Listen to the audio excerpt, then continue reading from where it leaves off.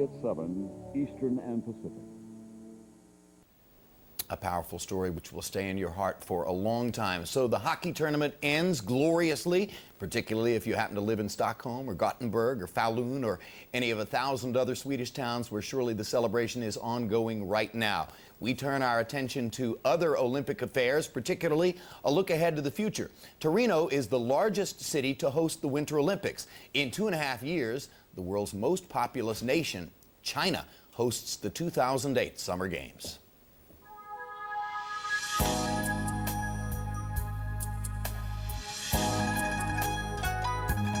On its next journey, the Olympic torch will be going to the top of the world. To the world's highest mountain, Everest, on the border of China and Nepal. That's one of the many spectacular destinations planned for the next Olympic torch relay, which will wind through the heart of an incomparably fascinating ancient culture on the way to a history-making games in Beijing. These will be the first ever Olympics in China, first ever in the world's most populous nation, with the world's fastest growing economy and a capital city exploding with energy. The hub for the 2008 competition will be the Olympic Green, 10 venues centered around the 90,000-seat stadium, where construction is already proceeding furiously 24 hours a day. New mascots include, inevitably, a giant panda.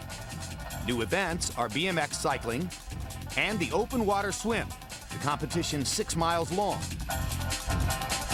Back at the centerpiece, Olympic Green, in likely more tranquil waters, American Michael Phelps is looking forward to an encore after his record-breaking 8-medal Athens showing. The U.S. track team is likely to feature 2004 Olympic sprint sensations Justin Gatlin and Jeremy Wariner.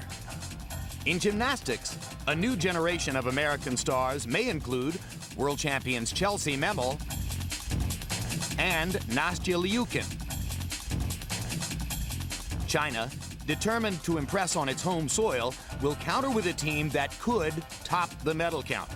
Potential stars include Athens revelation Liu Xiong, China's first ever track gold medalist, and there's likely to be an East-West collision when NBA stars Yao Ming and LeBron James switch to their national colors. In 893 days, August 8, 2008, history will be made in China when Beijing hosts the games of the 29th Olympiad. 893 days. To some of us, it's going to feel like about 3 weeks. To a large degree, the political symbolism associated with the Olympic Games has dissipated since the end of the Cold War. But in Beijing, these games are intended to be a political testament to the emergence of China from its centuries-long isolation from the community of nations. We'll have more from Torino after this.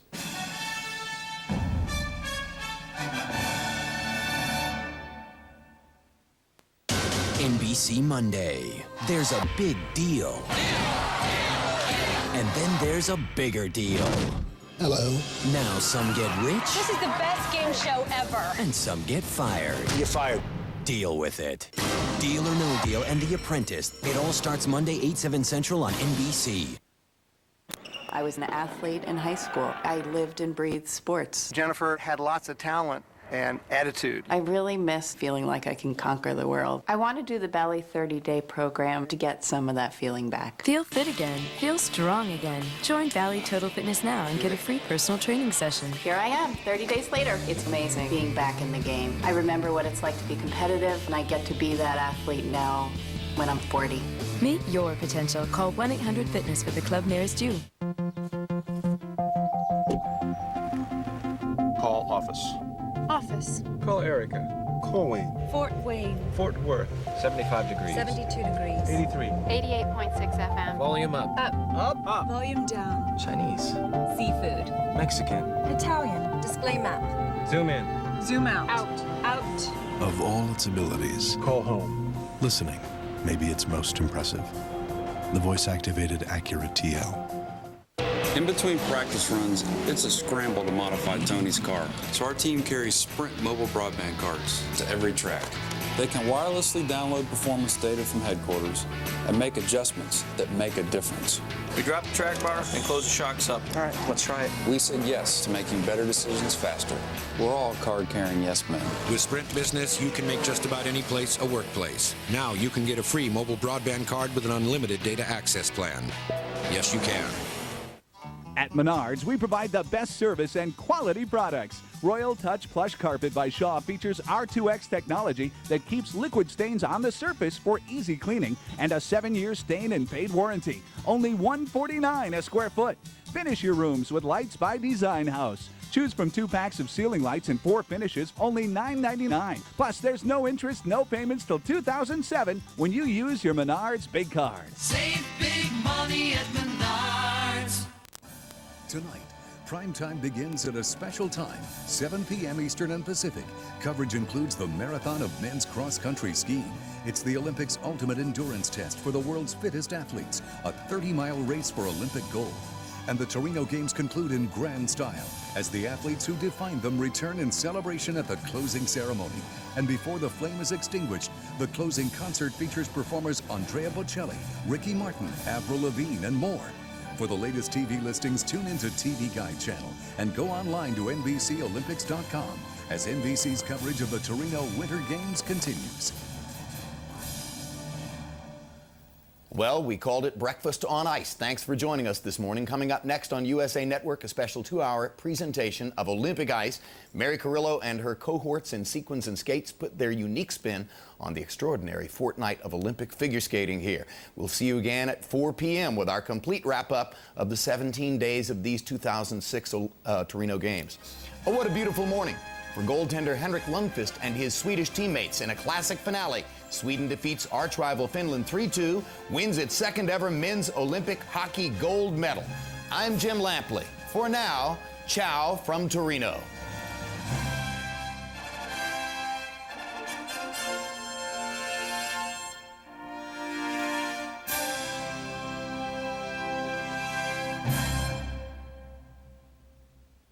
Thursday, Earl faces his toughest challenge, paying back taxes. We cannot accept it. Next. But next. No, next. Are you going to say that every time? Next.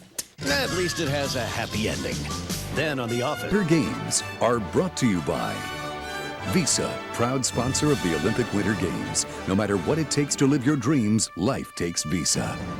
The 2006 Olympic figure skating competition began Saturday with a pair short program.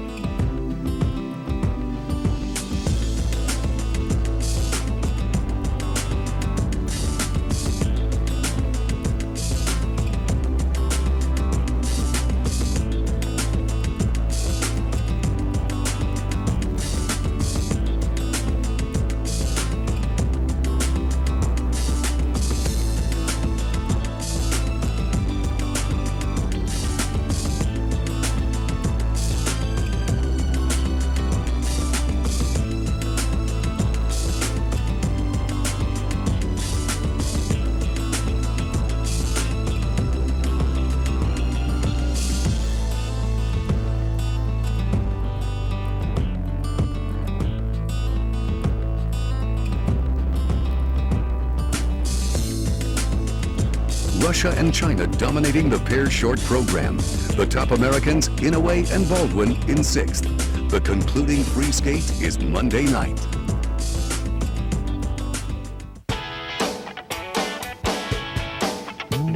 Saturday in the Italian Alps, the final day of training for alpine skiing's centerpiece event, the men's downhill. Not just a practice run for some racers. Washington native Scott McCartney and Marco Sullivan dueled for the 4th and final U.S. starting spot in the event. McCartney skied first. The 28-year-old posted the 8th fastest time of the day. All right, Sully, you gotta walk this thing. Then it was Sullivan, a 25-year-old from California.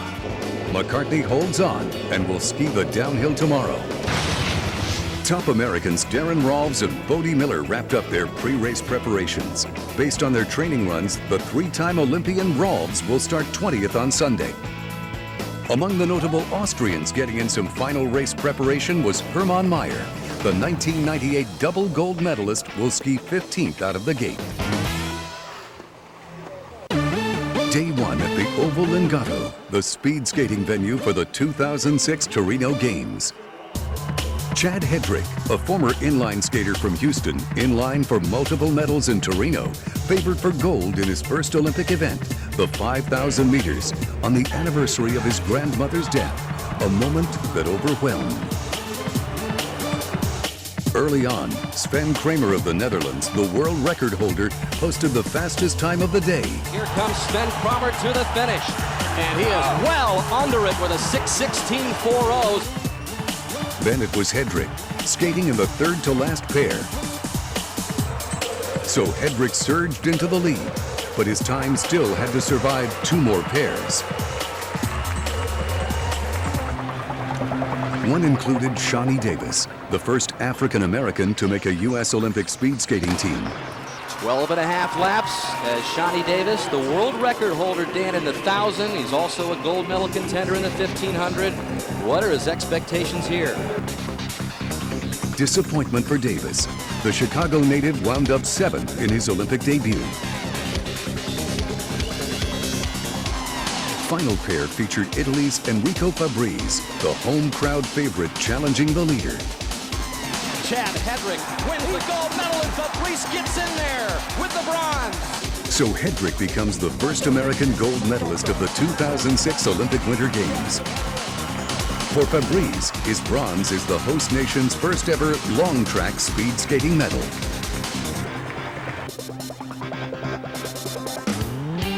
On Saturday at the Torino Games, freestyle skiing began with the bumps and jumps of women's moguls. In morning qualification, reigning world champion Hannah Carney of the United States, in a surprise, was not among the 20 skiers to advance. When the final did get underway, 2002 silver medalist Shannon Barkey of Tahoe, California, skied into first place. Barkey delivers an incredible run. Shannon Barkey crosses the line, 28.02. But her lead didn't last long. Then it was defending champion Kari Traw of Norway in her final Olympic run. And here's the good style of Kari Traw. Doesn't look like she's even skiing hard through the middle. She makes it look effortless because she's so stylish and cued in with the timing of her turns. At the bottom, she comes through. That will probably be the #1 position run right now. Traw moving into first place with well-executed acrobatics. The second to last skier, Algerian-born Sandra Laura of France, challenged Traw's score, but fell just short. The final competitor was Canada's Jennifer Heil, 4th in Salt Lake, the current World Cup leader. And here's where Jen Heil always tears it up through the middle and carries a ton of speed, and her knees never blow up hard. Wow, look at this! She's coming through the finish line, super tight. Her fast skiing trumped Traw's artistry and gave Canada its first Olympic medal in a moguls event. And she is the Olympic champion, Jennifer Heil of Canada. So the gold to Heil, also a first for France. Laura takes bronze for her nation's first ever medal in women's freestyle skiing. Traw, in her 4th and final games, takes the silver.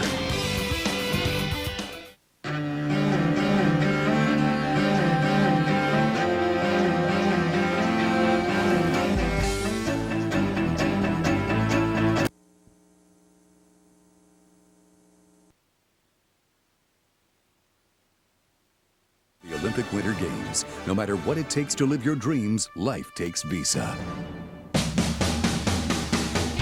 The 2006 Olympic Alpine Skiing Competition began Sunday with the marquee event, the men's downhill in the Alps of Sestriere.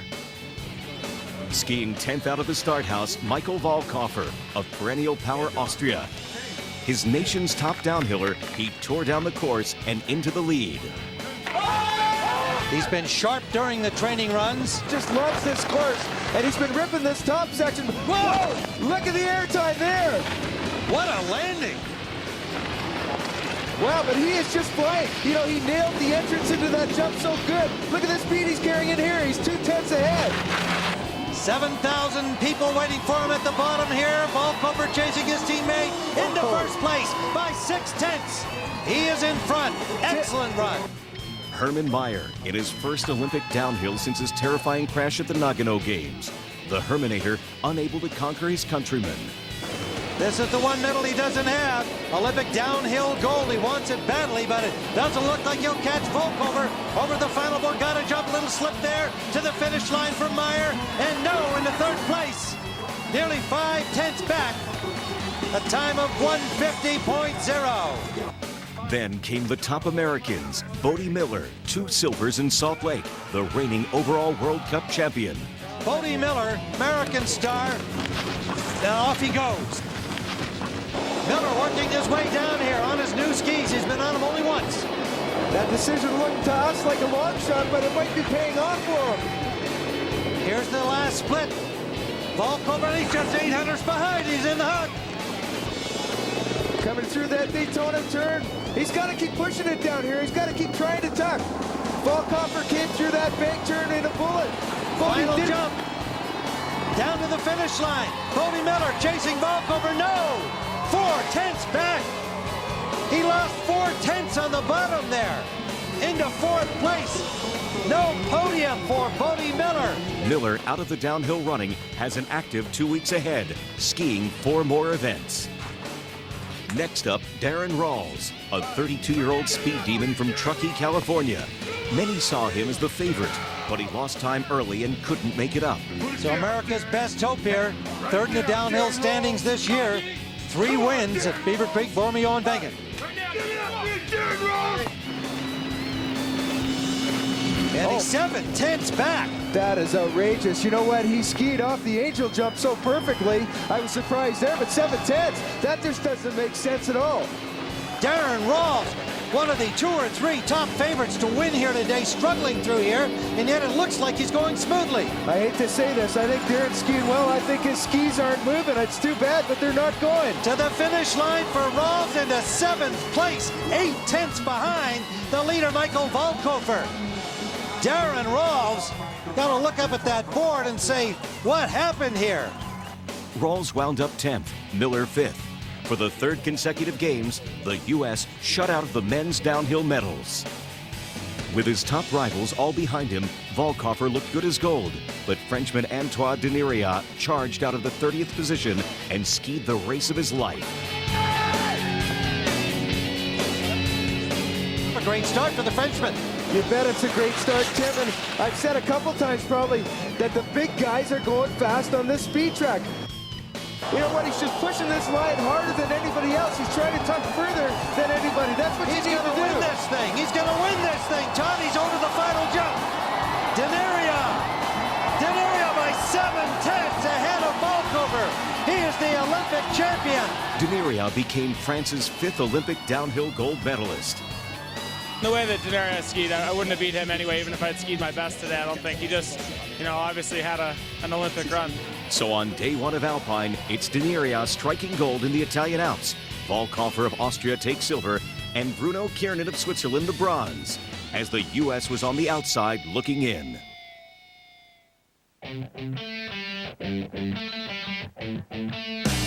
Day 2 of competition at the 2006 Olympic Winter Games featured the spinning and soaring of snowboarding and the men's halfpipe event. The United States won all 3 medals at the 2002 Salt Lake Games. The first step to a second sweep was making it through qualifying. 22-year-old Danny Cass of New Jersey, the 2002 silver medalist, had no problem. Danny Cass. That was the run that he wanted. That was the run that Danny wanted. Potential fast track to the finals, Danny Cass. Minnesota's Mason Aguirre, making his Olympic debut at 18, also advanced. Then it was Shaun White, the 19-year-old favorite from California. An awkward landing in his first run caused some turbulence. Oh! Uncharacteristic for Shaun White. Catches the deck on a backside 900. You know, Shaun is fuming right now inside. This is not like him at all. But his Olympic flight landed safely in the final.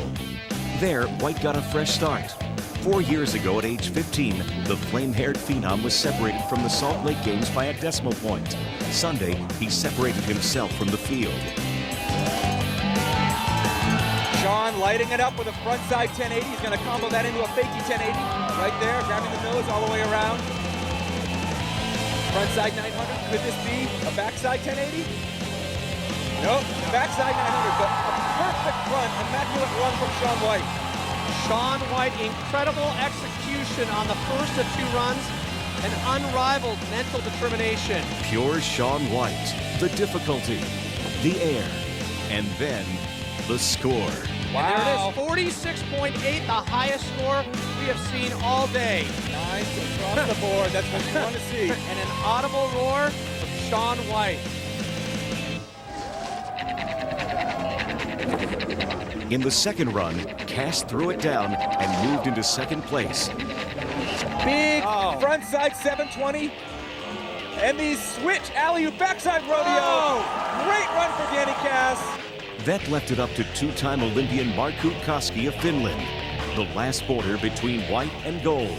Taking it forward, 1080, kind of losing. He's off of his line now. He kind of traveled a little bit further down the pipe than he wanted. So far, I'm going to go ahead and say that I don't think that this run is going to do anything to Shaun White's Despite the score. stumble, Koski got the bronze, thanks to a strong first run of the final, and the Finn prevents another U.S. sweep, bumping Aguirre to 4th. The 2006 Winter Olympic gold medalist on a victory lap. This is how you want to end it. So White, also a world-class skateboarder, wins the Olympic gold. Cass gets his second silver, Koski the bronze. Short track speed skating broke the ice Sunday at the 2006 Torino Games.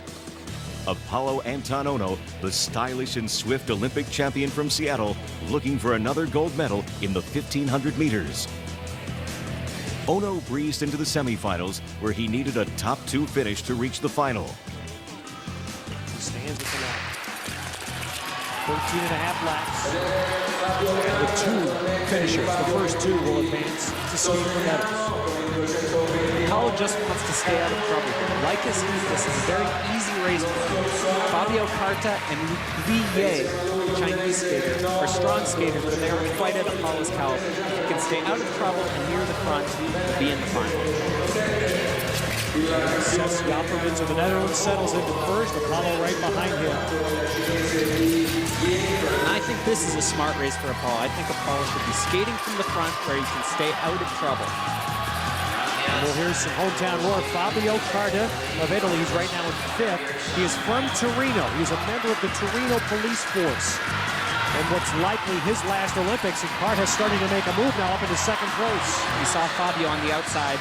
Outside moves are known in short track as a little more fun, a little more flamboyant, and that's really Fabio's personality. Normally we'd see Carta with a big long mane of hair down his back, but he had to chop that off when he joined the police force. You see Apollo on the outside really putting some power into the ice, moving to the front, again playing very safe and very smart, staying out of trouble. Does Ono look comfortable to you, Dan? He does look comfortable. He didn't look comfortable in his heat tonight. He looked about 98% there, while the 2 Korean skaters, his rivals, Lee and An, looked very comfortable. But here in the semifinal, he looks a lot better. We should expect an exciting final. Ono trying to make sure he's there. The first 2 finishers will advance. 4.5 laps to go. Now Li Ye of China moving into the lead with Ono's second. The surprise here is Fabio Carta's in 5th place, which in a lot of ways, unless he moves up soon, he'll be out of the race. Li Ye and Apollo at this point should take 1-2. 2.5 laps with Ono hanging second. Li Ye setting a nice pace here. And Apollo throws 2 crossovers going into that turn. It looks like he's going to try and pass Lee. Oh, and Apollo stumbles, and Apollo is out! That is a shock. It looks like he kicked a block and just... Another skater down, but the story is that Ono is out! He will not make it to the final. Unbelievable! Ono was trying to pass on the outside. He was already in second. He did not need that pass. He tried it, and it did not work.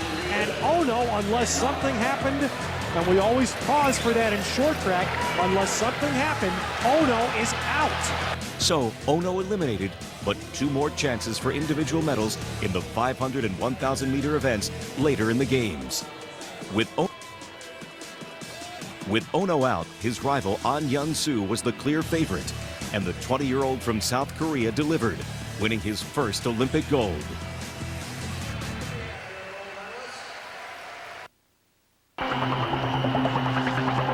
On On day 2 in Torino, women's speed skaters took the ice for the first time, contesting the 3,000 meters. A surprise from an early pair. 19-year-old Irene Wust of the Netherlands makes a fast start to her Olympic career. The 2005 junior world champion in her first Olympic event sets the gold standard. Irene Wust of the Netherlands with an impressive run here. We'll see if she can hang on down the stretch. And she still looks strong. She's fighting it now, though. Her tempo has slowed down a bit. She's really trying to throw the strokes in. She's got to stay down this last turn, fight the pain. The legs are burning bad right now. All the way down, 100 meters to go. She is easily going to take over the lead from Wojcicka. 19-year-old Irene Wust of the Netherlands crosses in 4:02.43. Wust then watched as the top contenders, one after another, tried to beat her time. Claudia Pechstein of Germany, the 33-year-old already with 7 Olympic medals, including 3 in this event. Renate Groenewald of the Netherlands, who took silver in Salt Lake. Canada's Cindy Clausen, the world record holder and 2002 bronze medalist. Germany's Annie Friesinger, the 2005 all-around world champion. But nobody could catch Wust. It would come down to the final pair, which included Clara Hughes of Canada, an Olympic medalist in cycling and speed skating. And as they come to the line, it'll be official. Irene Wust of the Netherlands will win the gold medal. So the Dutch take gold and silver. Clausen, the Canadian, earns another bronze.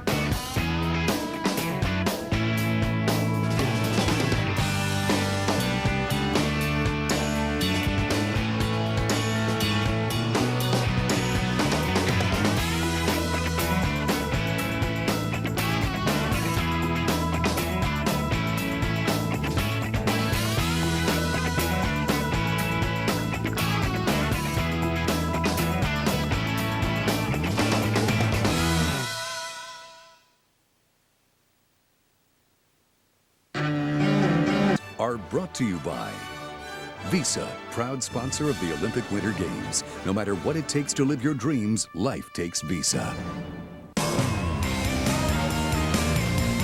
A day after Shaun White won gold in men's halfpipe, the women's event was held Monday in Bardonecchia, west of Torino. The U.S. again expected to contend for multiple medals. In the first of 2 final round runs, 19-year-old Hannah Teeter of Vermont soared into the lead.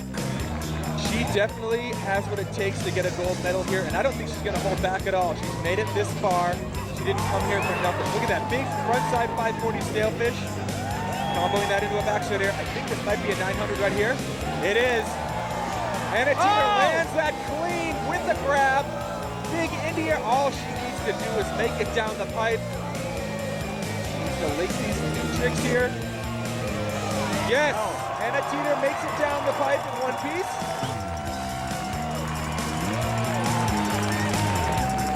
piece. Teeter's score was still the best, with only 2 other competitors left. Both her teammates, including the defending champ, Kelly Clark. She knows how to go big. She's got the rotations with the grab. But this is it. She can't hold back at all. If she wants a medal, if she wants gold, she's going to go crazy. So there it is, huge frontsider to start things off. Giant backside 540, the biggest one we've seen by a female. Huge frontside 540.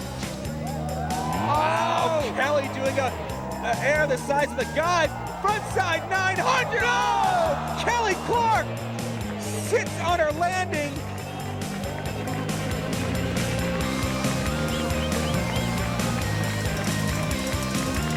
Can't say that Kelly Clark did not go for it. The last challenge to teeter was cover girl Gretchen Bleiler, who dominated the U.S. Olympic qualifying series. Let's see what she's got. Look for bigger and more stylish. Starting things off huge, frontside triplet, perfect landing. Gretchen needs to dig deep here. Wow. So smooth the transition, so smooth between the walls. Frontside 9. Wow, wow. Yes. Another electric run from Bleiler. So another 1-2 finish for the U.S. on the halfpipe. Teeter the gold, Bleiler the silver. Bronze goes to Norway's Kjersti Buas. Pairs figure skating concluded Monday at the 2006 Olympic Winter Games with the free skate at the Palavela. 2 days ago, Reina Inoue and John Baldwin of the United States landed the first throw triple axel in Olympic history and stood in 6th place following the short program. To contend for a medal, they'd again need to land their signature element.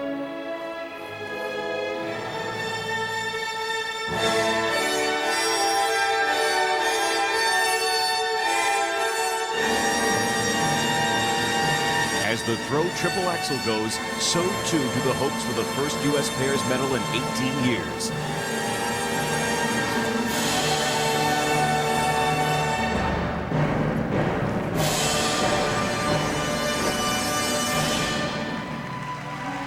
And as expected, the gold medal came down to the Russians and Chinese.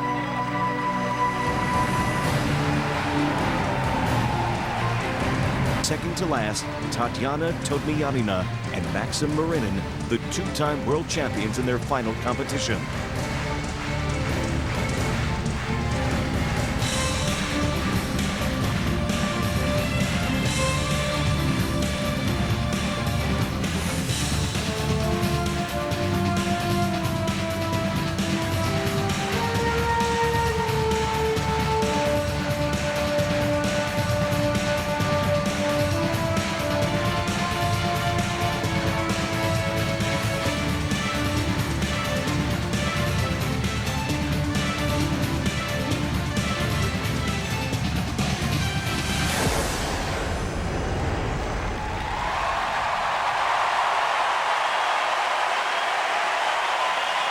The favored Russians with a big lead as Zhang Dan and Zhang Hao take the ice. The two-time junior world champions barely in their 20s. Even a spectacular performance was unlikely to bring gold, but they still risked trying an unprecedented maneuver, a throw quad salchow.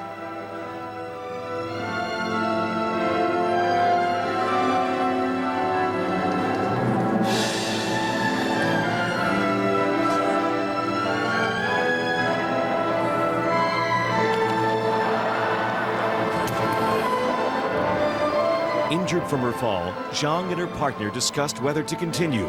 The decision to finish made them crowd favorites, and the rest of their program, amazingly clean, made them Olympic silver medalists.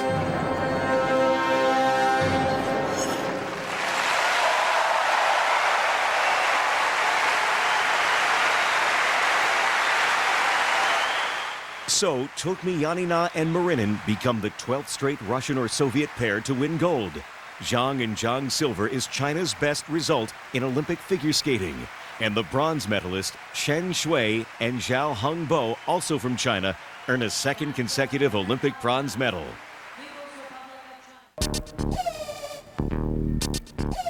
The Olympic speed skating competition sped up Monday in Torino as the sprinters circled Oval Lingato in the men's 500 meters. The format, 2 races, best combined time wins. Among the contenders, Joey Cheek, bronze in the 1,000 meters in Salt Lake and recently crowned sprint world champion. This time it's a clean start for Witherspoon and Cheek. Joey Cheek off to a great start on the inner lane. Actually, Witherspoon right with him. This is a great pairing. These guys should be even pretty much the whole way. 9.66, a great 100 meters for Joey Cheek, and a really good, solid inner turn. As they get ready for the crossover on the backstretch. Oh, Joey Cheek's got a bit of a lead here. He's got the outer lane. He's ahead of the Dorofayev pace right now and looking very strong as he makes the turn to the final straightaway. Oh. Joey Cheek of the United States looking to post a good time here in the 500 meters. And he takes over the lead with a 34.82. With his fast start, the former inline skater was in line for gold as he took the ice for the day's final pairing. That's a good clean start for Joey Cheek. Needs a 35.58 to win the gold medal. And he had a great opening 100 in his first race. He's staying right alongside Lee here again in the second race. Good first outer turn here. He's staying low. Beautiful technically. He's got a good chance here. He's sitting up. He's setting up this last inner turn. Here he comes. Cheek making the final turn. Stay on his feet here, and he's got a gold medal. Again, he needs that time, 35.58, and it appears that Joey Cheek is going to be under it. Cheek is going to win the gold medal for the United States. For the second straight Olympics, an American wins gold in the men's 500 meters. Cheek makes the U.S. 2 for 2 in men's speed skating at the Torino Games. Gold medalist with a skating time of 69.76, representing the United States of America, Joey Cheek. Russia's Dmitry Dorofayev earns the silver. 20-year-old Lee Kang-sok of South Korea finishes with bronze. Afterward, Cheek spoke with Melissa Stark about how his gold medal performance will support the cause of an Olympic great from days past. I'm really excited. I'm going to be donating all the money that I win from the USOC, and I think it's like 25 grand, to Right to Play. It's Johan Olafkosta's organization, like he did in '94 when he won his gold medals. So I'm going to donate that, and then after the Olympics are over, we're going to take a trip to Africa, and we're going to promote some hopefully healthy living and healthy values through some really war-ravaged countries in Africa. So it's my chance to give something back. I've been blessed by sport and blessed by my family and friends who supported me. So hopefully I can do a little something meaningful with what I've done.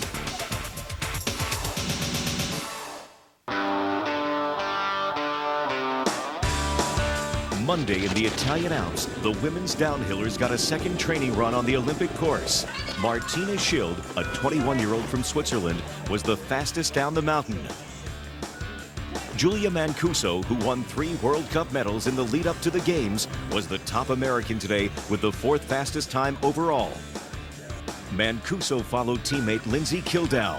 Kildow had the 2nd fastest time on day 1 of training. But Monday, a different outcome. Kildow was taken by helicopter to a hospital in Torino.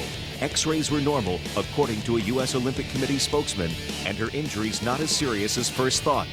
Kildow, who placed 4th at last year's World Championships, still has a spot in Wednesday's race, though it's unclear whether she'll compete.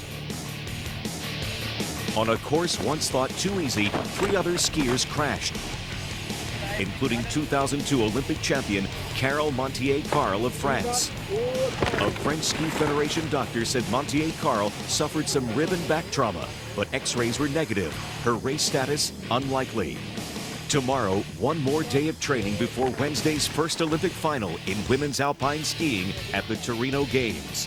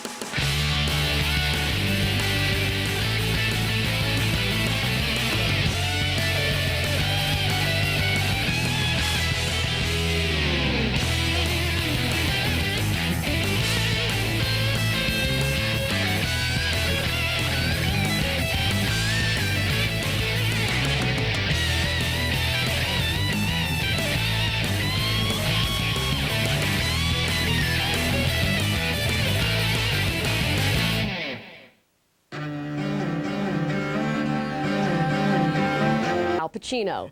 Now with millions on the BC's highlights of the Olympic Winter Games are brought to you by Visa, proud sponsor of the Olympic Winter Games. No matter what it takes to live your dreams, life takes Visa.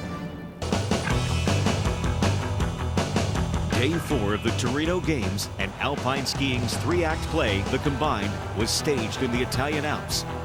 Bodie Miller, the brash 28-year-old from New Hampshire's backwoods, went out fast in the morning downhill. A little bit more intense than he usually does there in the start house when he gives you that statuesque kind of very calm demeanor.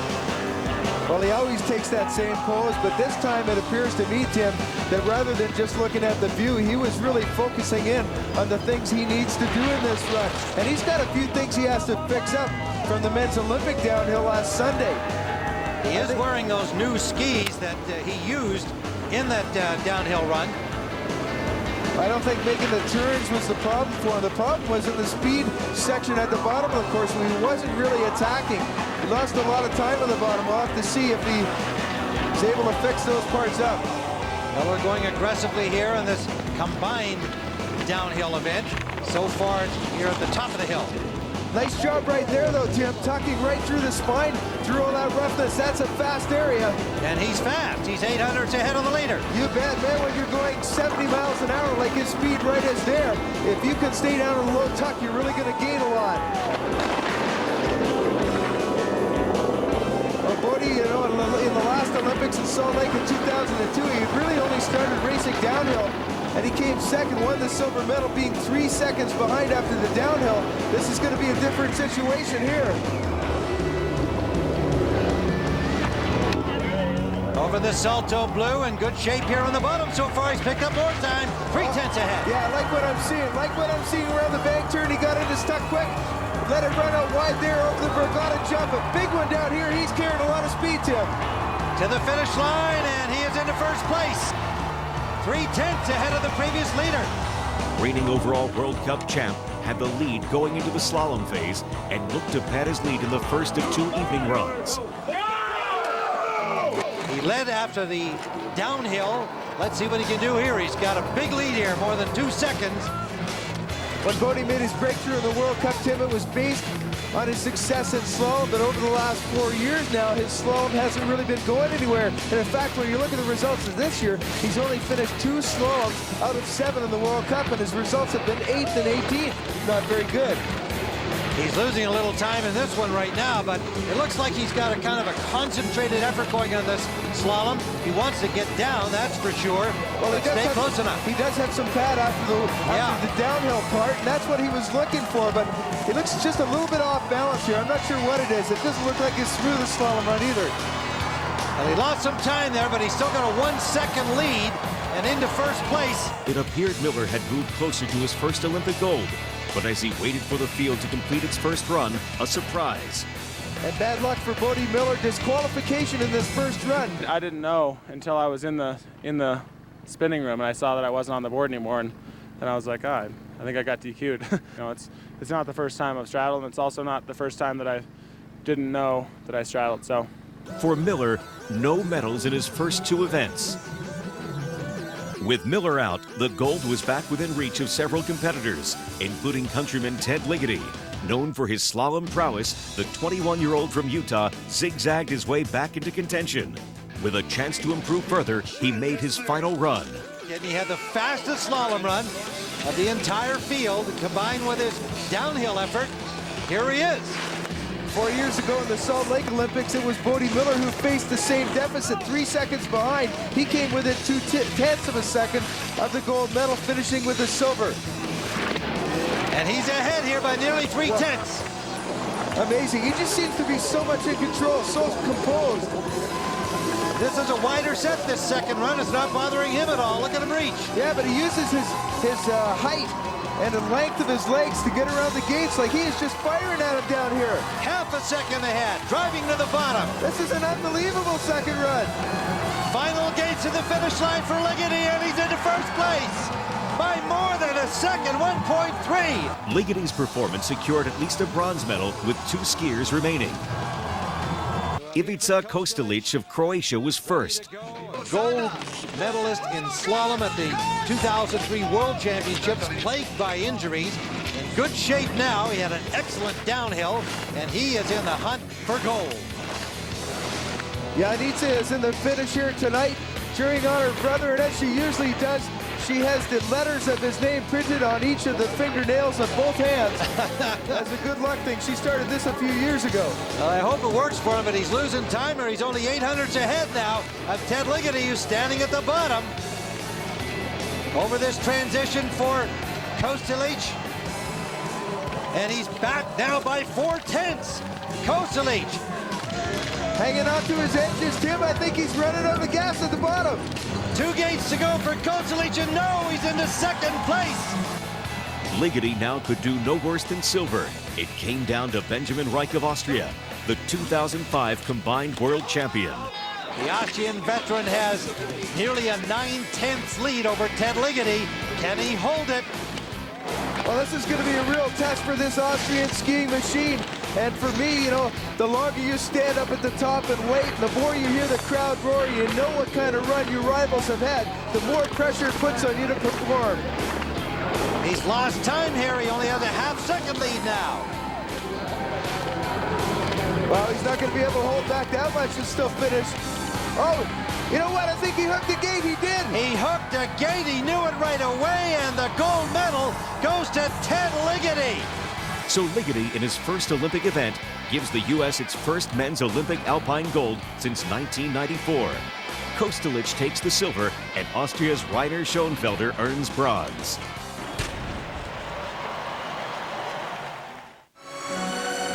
Tuesday in Torino, more Olympic figure skating at the Palavela as men's singles competition begins with short program performances. 23-year-old Yevgeny Plushenko of Russia, the 3-time world champion and Olympic favorite, is second to take the ice, skating to Puccini's Tosca.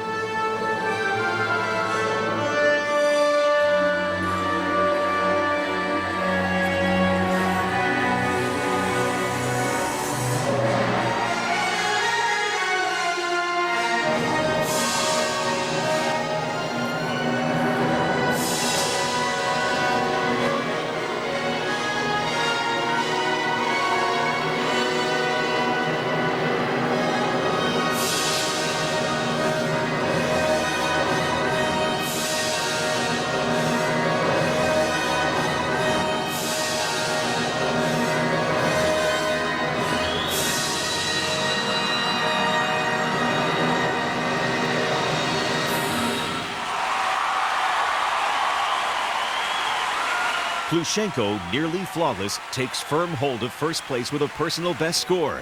The first American to skate is 3-time national champ Johnny Weir, performing to Sanson's The Swan.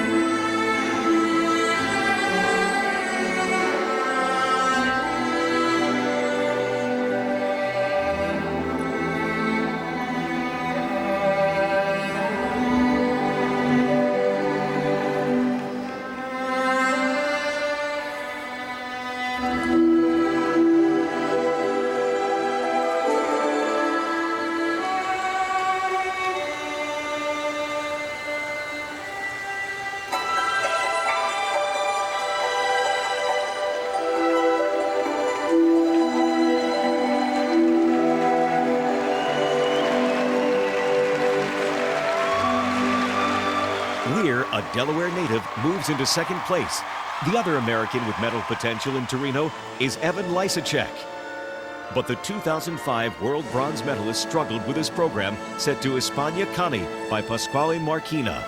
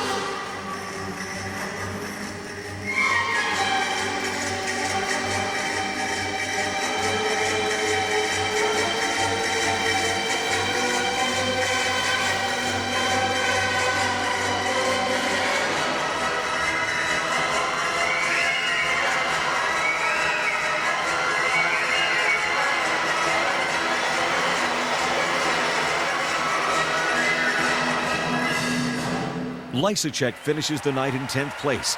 The other American in Torino, Matt Savoy, is in 8th. Weir in 2nd, but well behind the skater he has said is unbeatable, Yevgeny Plushenko, primed to strike gold in Thursday night's free skate. Speed skating continued Tuesday at the 2006 Olympic Winter Games with the women's 500 meters on the oval in Gatto. 2 races, best total time wins. Among the contenders, 34-year-old Svetlana Zhurova of Russia, skating in her 4th Olympic Winter Games. A great technical skater, never been as consistent as I thought she could be, but this year, until about 3 weeks ago, won the World Championship, not looking at great outer turn there. As expected, Wolf had the advantage there after the first 100 meters, and both are ahead of the top time turned in so far for the Dutch skater. Here comes Zhurova, closing the gap here. It's going to be close. Zhurova's got the lead now. Zhurova passing Wolf here on the final straightaway. Let's check the time. 39.12 is the time to beat, and Zhurova turns in the top time so far, 38.23. Zhurova's top time placed the mother from St. Petersburg in early contention for her first Olympic medal. Later in the second races, China's Ren Wei crossed the line with the top combined time, then waited to see if anyone could match her. Ren wins the pair and takes over the top spot. In the day's final pairing, Zhurova and 2005 world champion Wang Monli of China skated head-to-head with a chance to overtake Ren. China has never won a speed skating gold medal. And it comes down to this pairing, I think, for the gold medal. If Svetlana Zhurova wins the pairing, she wins the gold medal. If Wang wins the pairing, she has to beat Zhurova by 8/100ths of a second. A great first opening 100 meters and first turn by Zhurova. But here comes Wang. She's got a good chase. Wang's going to finish on the inner. Zhurova hugging that line. Here comes Wang around the inner lane. Who's got the strongest last 100 meters? This is it for the gold medal. It looks like Zhurova's going to take it. Zhurova stretching to the finish. So Zhurova, in her 17th year of international competition, wins the gold. Wang's in for silver, and Ren holds on for the bronze. Preliminary round action of the 2006 Women's Olympic Hockey Tournament concluded Tuesday in Torino. The Americans taking on Finland in their 3rd game. Halfway through the first period, the Finns take a surprising lead. Loma brought back in by Laaksonen, dipping and feeding to Laaksonen, score! 2-1, a power play goal, Finland ahead. In the second period, Finland adds to its lead. Moving right in, big shot, score! In 16 years of international competition, the U.S. has never lost to any nation other than Canada.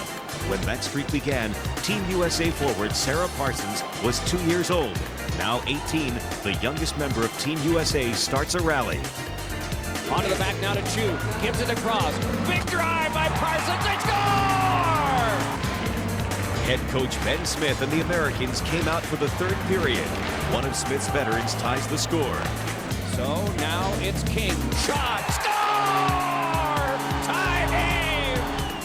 From there, the U.S. pulled away. Angela Ruggiero, a shot, she scores! Darwitz is able to move in and score, and it is now 5-3. Score! Chrissy Wendell, 6-3. Score! Shandagun celebrates.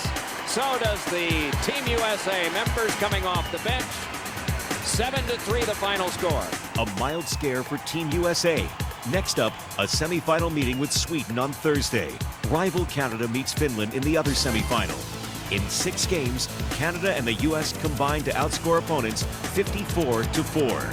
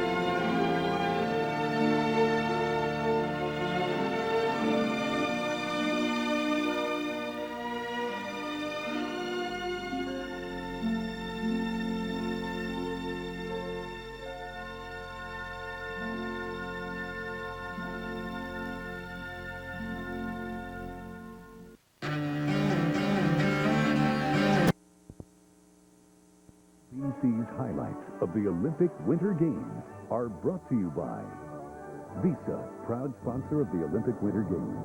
No matter what it takes to live your dreams, life takes Visa. More alpine skiing Wednesday at the 2006 Olympic Winter Games with women's downhill in the Italian Alps. On a course made more challenging for the Olympics, Austria's Michaela Dorfmeister skis confidently from the start.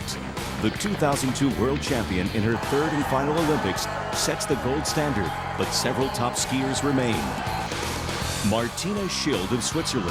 Her grandmother won the Olympic downhill at the 1948 Winter Games. 58 years later, she chases gold of her own. Schild in second, but top Americans were still to come. Among them, Julia Mancuso, hoping to ride a mid-season surge to an Olympic podium. Next up, the versatile Swede Anja Persson, last year's overall World Cup champion.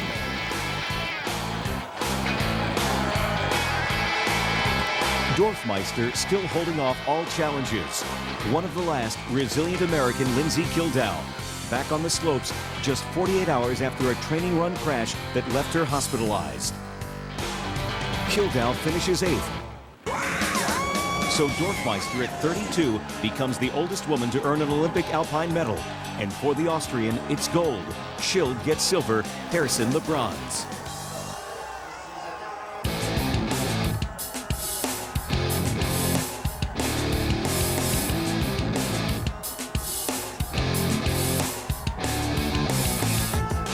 North of Torino in the Italian Alps, it's Olympic freestyle skiing and the men's moguls competition. It's one run for Olympic gold in men's moguls and Solza duels. In the final round, the first big score comes from Mikko Ronkkinen, looking to give Finland its second consecutive gold medal in the event. A 720 on the top air, a huge trick. The judges love that. Great speed through the middle, keeping it tight. Speed in big air is what it's going to take to win the gold, and he throws a D-spin at the bottom, a 720 off axis, and he's pumped as he should be.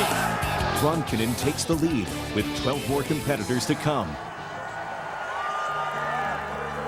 Among them, Toby Dawson of Colorado, adopted from a South Korean orphanage by a Colorado couple, now representing the U.S. in his first Olympics. Very similar style to Ronkkinen. Huge airs and speed. Ronkkinen holds the highest air points at the moment and the fastest speed. Toby Dawson, 720 with a grab at the top. Nice. Here's where you have to let it all hang out through the middle. You have to keep it tight, though. The judges want to see tight skiing, and Dawson's accomplishing that. Cork 720 at the bottom. That is an amazing run by Toby Dawson. Toby Dawson's 22.47. There's his mom, Deb, cheering on her son. Will an Olympic dream come true? Dawson bumps and jumps his way into second place. 5 skiers remain, including Jeremy Bloom, who played college football at Colorado and has NFL aspirations. But first, a run for Olympic gold. He told us his dream is to win Olympic gold and then win a Super Bowl ring. 720 on the top, crossed up. Bloom has seen everybody else go down. He knows what it takes. He gets a little bit back right there on the top. We'll see if he can make up for that mistake. Small mistake at the top. Great D-spin on the bottom. And Bloom comes through the finish. Not the best run I've ever seen out of Jeremy Bloom. Bloom out of medal contention. Now the 23-year-old's focus turns to football. You know, I've had a great career with a lot of wins, and I didn't come here for a medal. I came here for the experience, and I've had an absolutely amazing time.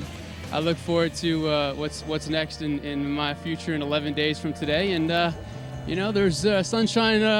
The sun comes up tomorrow. Bloom's teammate Dawson is in second place with one competitor to go. It's Dale Begg-Smith of Australia. He's always been able to pull off the elements, put them all together, turns, absorption, steady fall line, clean airs, and solid speed. We'll see if he can do that here in the final run for Olympic gold. 22 seconds, 21 seconds is what he should be at with the speed, which is 25% of your score. Typical Dale Begg-Smith style through the middle, making it look super easy. Great off-axis 720 and stomps the landing, Steve Podgorski. That probably is your Olympic gold medal run right there. It's a clean run for the 21-year-old from Melbourne. And he does it. Gail Begg-Smith of Australia is the Olympic champion.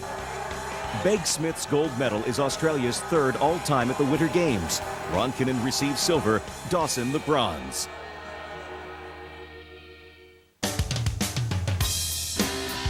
Twelve teams faced off Wednesday on the first day of men's hockey action at the 2006 Torino Games. In the opener, brothers from the Vancouver Canucks helped Sweden against Kazakhstan. Sweden wins this one 7-2. Canada, the defending Olympic champion, taking on host nation Italy. Heatley, San Luis, score! The Canadians score 5 times in the second and outshoot the Italians 50-20. Finland squaring off with Switzerland. The Finns, already up 3 in the second, add to the lead. Oh, what a setup. Solani, 4-0 Finland. Solani would score once more, and Finland shuts out the Swiss. Lettman with a shot. Save, rebound, score. Teemu Solani, his second of the game. 5-0 Finland. The Czech Republic defeats Germany 4-1, but an injury, not a result, is the story. Hasek comes across, seemingly. And you see his head? You see his head snap back as if something gave knee, back, whatever, as he goes to the locker room. Hasek, who brilliantly backstopped the Czechs to gold in 1998, will have an MRI exam to determine the condition of his left hamstring. His Olympic status is unclear. Russia and Slovakia in a close affair. It's tied 3-3 late in the third period when Marian Gaborik from the Minnesota Wild puts the Slovaks ahead. As Kovalev knocks down Sturback. Datsuk, centering pass saved by Budai on Kovalchuk. Back the other way, Gaborik. Marian Gaborik with a shot, he scores! Gaborik with 3:28 remaining gives Slovakia the lead. Gaborik scores once more, and the Slovaks go on to win it 5-3. And now back the other way, comes Gaborik. He scores! Slovakia wins it over Russia 5-3. In the nightcap, Team USA taking on Latvia. The Americans, silver medalists in 2002, off to a quick start. Semyonov. Right back they come again. Gianta's shot. He scores! Back on now, turning with it and shooting one. Score! Chris Conroy. 2-0. But Latvia answers back in the second period. Trabuntsovs has it. Gives it on a cross for the feed back to Ozolin. Then Trabuntsovs again. Shooting one in front, they score! Deflected in front by Alexander Semyonov, and it's tied. Latvia then takes the lead. Here comes a 2-on-1, Vasilyev in and a shot, he scores! Herbert Vasilyev, 3-2 Latvia. Latvia trying to pull off the upset, still ahead in the third when Team USA counters. Jordan Leopold from the Calgary Flames able to score to tie this game up at 3. That's big. With no overtime in preliminary round play, the game ends tied. Latvian goaltender Arturs Urbe makes 39 saves. John Graham turns aside 22 for the U.S. in his Olympic debut. The men's Olympic hockey tournament continues with 6 more games on Thursday. At the Palavela in Torino, Olympic short track speed skating. On Wednesday's card, qualifying rounds of the men's 1,000 meters and relay event. Sunday in the 1500, defending champ Apollo Anton Ono didn't advance from his semifinal heat. Oh, and Apollo stumbles, and Apollo is out! That is a shock. It looks like he kicked a block and just... Another skater down, but the story is that Ono is out. He will not make it to the final. Unbelievable. Wednesday, he's back on the track for the 1,000. And now one skater sliding out. Rajin, and so Apollo's in second. Ono now trying to get on the inside and takes over the lead as we wind around to a lap and a half. And now Ono just trying to protect to guarantee that he gets through.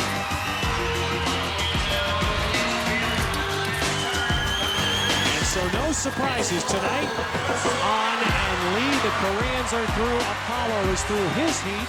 Ono easily wins his heat to reach Saturday's quarterfinals.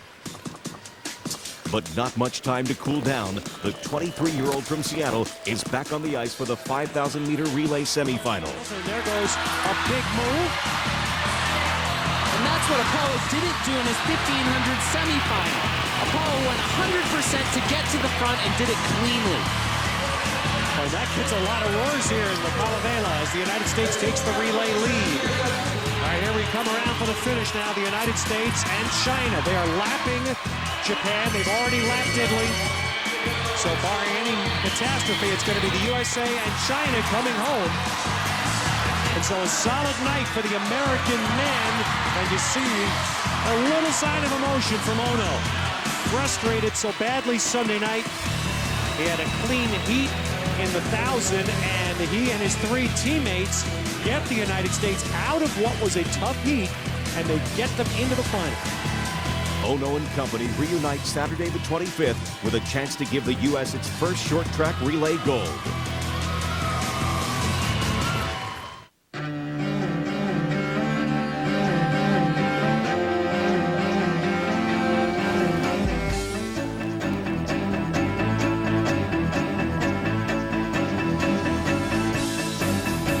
Olympic Winter Games are brought to you by Visa, proud sponsor of the Olympic Winter Games. No matter what it takes to live your dreams, life takes Visa.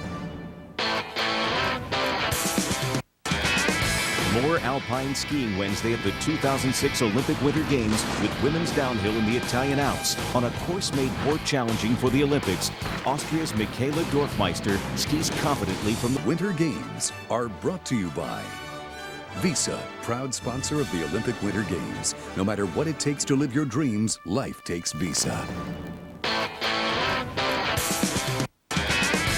More alpine skiing Wednesday at the 2006 Olympic Winter Games with women's downhill in the Italian Alps. On a course made more challenging for the Olympics. Are brought to you by Visa, proud sponsor of the Olympic Winter Games. No matter what it takes to live your dreams, life takes Visa. More snowboarding from the 2006 Torino Games on Thursday. It's the Olympic debut of men's snowboard cross. A high-speed pack-style event where crashes are common. World champion Seth Westcott of Maine, known for his death-defying training sessions on uncharted Alaskan mountains, takes another extreme ride, this time for gold. The American favorite, Seth Westcott. He's had a strong pull. A lot of the riders are talking about just how turny and challenging this course has been. Look for Westcott to try to pull an early lead here. But it's Radoslav Zidek out front, followed by American Seth Westcott and Delarue in third. Now Zidek will have the advantage in the corners. That hard boot setup, being able to draw sharper lines to the gates. But Westcott is not going to let him get away. I mentioned the methodical aspect of Westcott. He likes to wait and pounce. We spoke with American coach Pete Foley, and you see a little bit higher line by Seth Westcott. So he'll use that to slingshot around. So far, though, it looks like Zidek's running away with this. Right on that, though, Westcott about a board length away from Zidek. This is vital. You can see the way that he boomerangs out of those turns. Slingshot right there, Westcott. Oh, that is the essence of snowboard cross right here. Lane changes. Westcott now in the lead, followed by Zidek. Can the American hold on to it? Great speed check by Westcott. Approaching the home stretch. Way out the back, a battle for bronze. But right now it is about gold between Zidek and Westcott. Westcott angling, pushing Zidek over. Westcott with the gold. Westcott's gold medal is the third by U.S. snowboarders at the Torino Games and the first ever awarded in the event. Radoslav Zidek of Slovakia earns the silver. Paul-Henri Delarue of France takes bronze.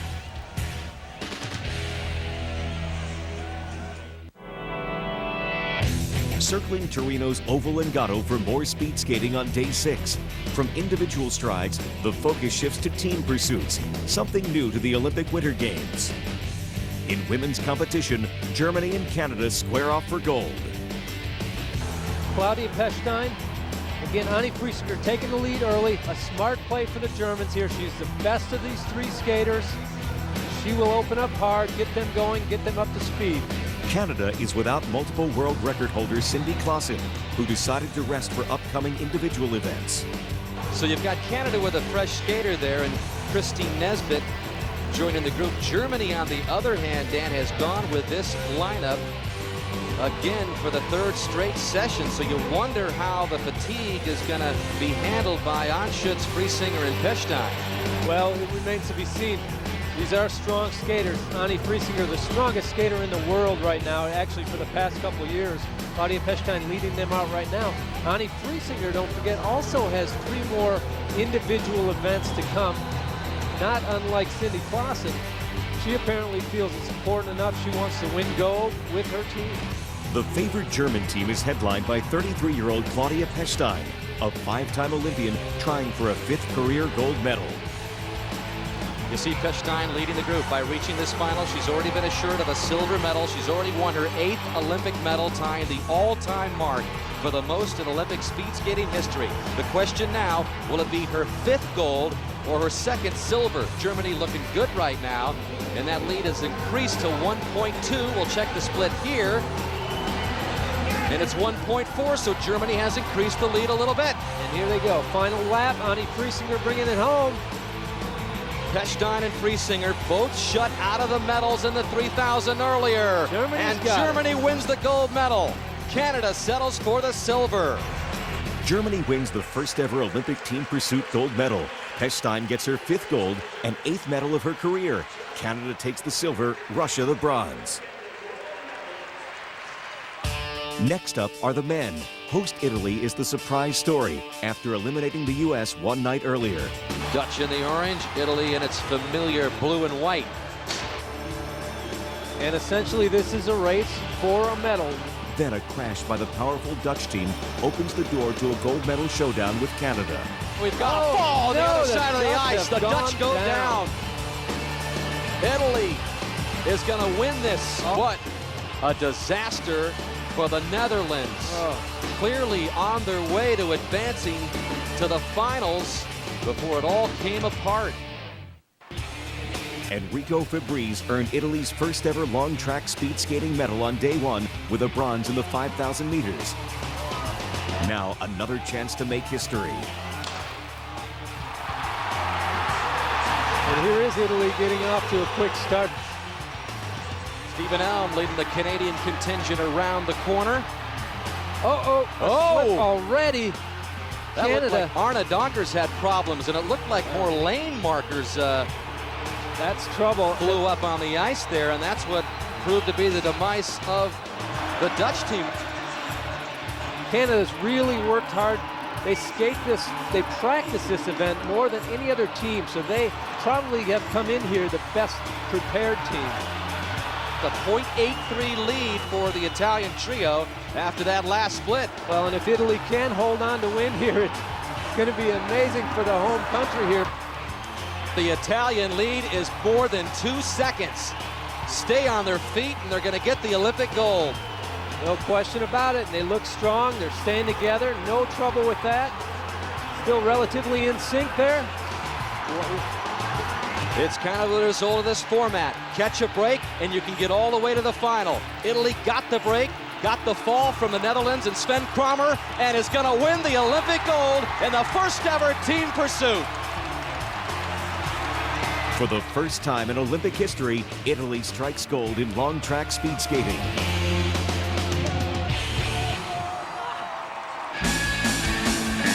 More men's Olympic hockey from Torino with Day 6 action between the United States and Kazakhstan. The U.S. trying to regain momentum after a surprise tie with Latvia in the first game. The horn sounds and the game ends in a tie.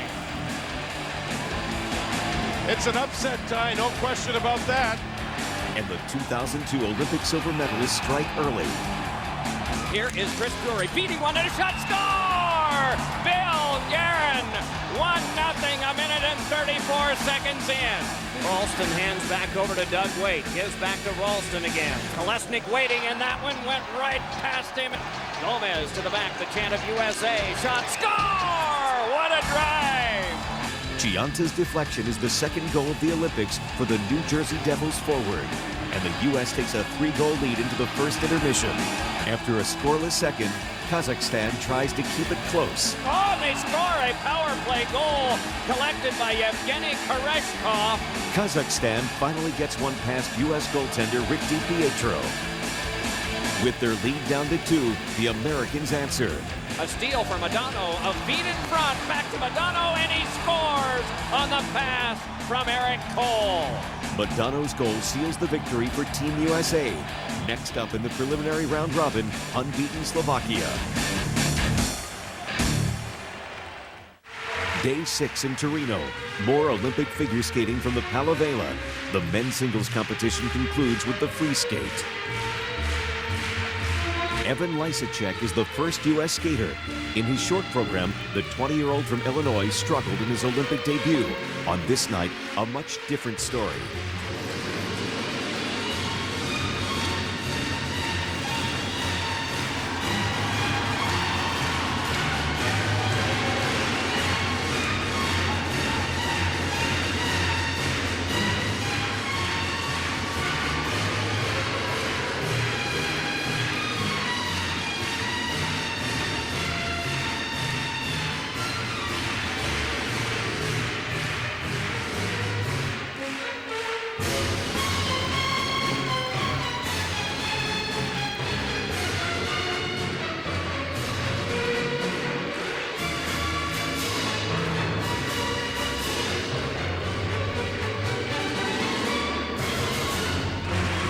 Two days ago, he had his face in his hands. Now he's watching every replay. What a difference 2 days makes. And applauding his marks as he puts up a total of 152.58. Evan says that's more like it as he moves into first place. Lysacek into first place for the moment, but 11 skaters to come.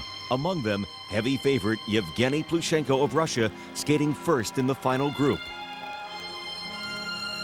Nearly flawless in his short program, he has a cushion for his free skate. But there would be no fall as the 2002 Olympic silver medalist skated for gold to music from The Godfather.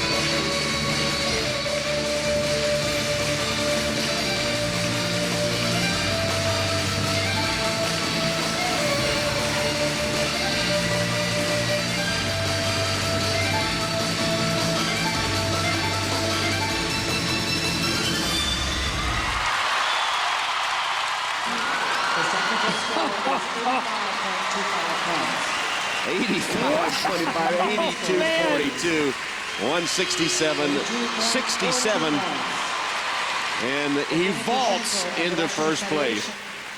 Plushenko, a virtual lock for gold, with 5 skaters left to fight for silver and bronze. Stefan Lambiel of Switzerland, the reigning world champion, doubles an early triple axel. But his scores are still high enough for second. 141.10 for second place. That deduction for the fall gives him 152.17 and puts him in second place. 21-year-old Johnny Weir of Delaware, second to Plushenko after the short program, looking for a podium spot in his first Olympics.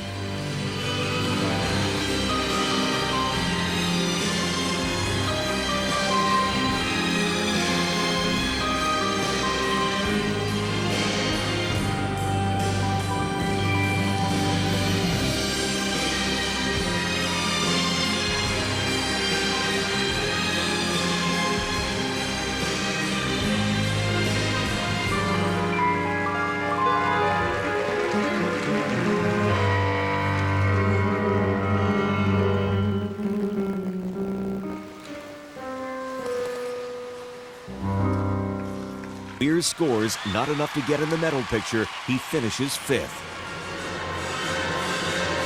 Jeffrey Buttle of Canada is one of the last to take the ice. His program set to Samson and Delilah.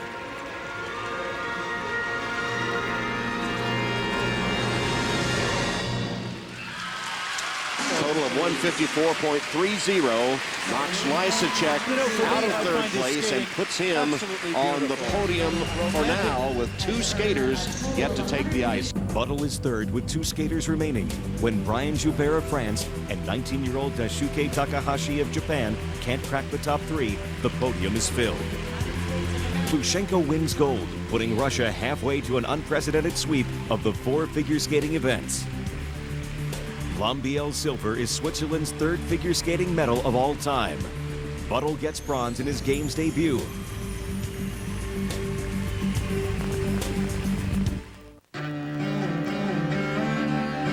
Olympic Winter Games are brought to you by Visa, proud sponsor of the Olympic Winter Games. No matter what it takes to live your dreams, life takes Visa.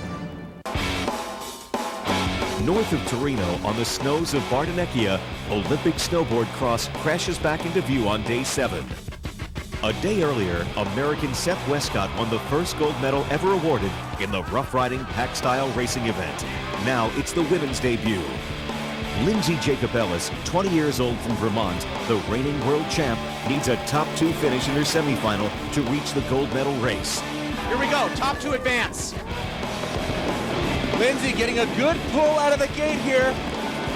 Looking to make the hole shot. Melly Francon with the lead, right neck and neck with Jacobellis in 2nd. Lindsay looking for her opportunity to pass. Taking a lot of speed into this triple. Jacobellis clears it all. Oh! Wow! And a bobble by Francon. Jacobellis now in the lead. Home stretch coming down. American Lindsay Jacobellis 1 step closer to Olympic gold. Easily into the final, Jacobellis gets a chance to make the U.S. 4 for 4 in snowboarding events at the Torino Games.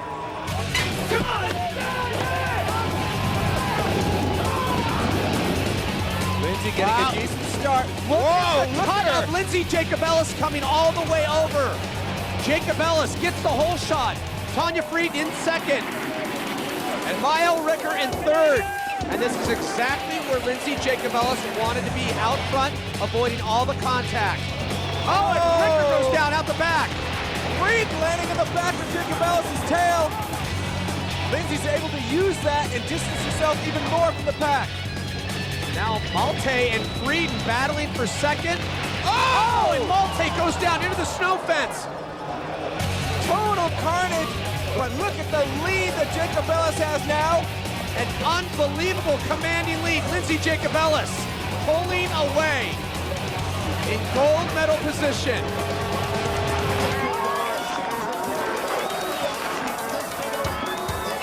And this is a textbook race for Lindsay Jacobellis. Out the back, Tanya Frieden. Lindsay did everything she was supposed to do. She got out in a difficult position out of the gate and was able to pull over and pull away from all the contact. Like I said, all she wanted was the hole shot, and she could just run with it. Exactly. Oh! Jacobellis goes down! Jacobellis goes down! A shocker on the home stretch. Tanya Frieden of Switzerland grabs the gold, and Jacobellis gets the silver. What happened? I mean, I didn't really see anything go wrong up there. She was in perfect position on a place on the course that we haven't seen anybody go down on. You know, I don't want to speculate here, but no, she fully did. She tweaked out an air, and that's what put her down. Celebratory, perhaps. Right there. She torques the board out, pulls it out in front of her. She goes down on her heel. That's what happened. She didn't land flat face. She landed on her heel. She just went down on a showboat trick. The second to last jump, and she goes down on a showboat trick. Lindsay, what happened there towards the end of the race? I was really excited. Everything seemed to be going well, and I've been getting thrown off that jump a little weird, so I tried to grab to stabilize myself, but it didn't really work. So, another medal for the U.S. in snowboarding. This one a silver for Jacob Ellis. Switzerland's Tanya Frieden gets the gold. Dominique Maltais of Canada takes the bronze.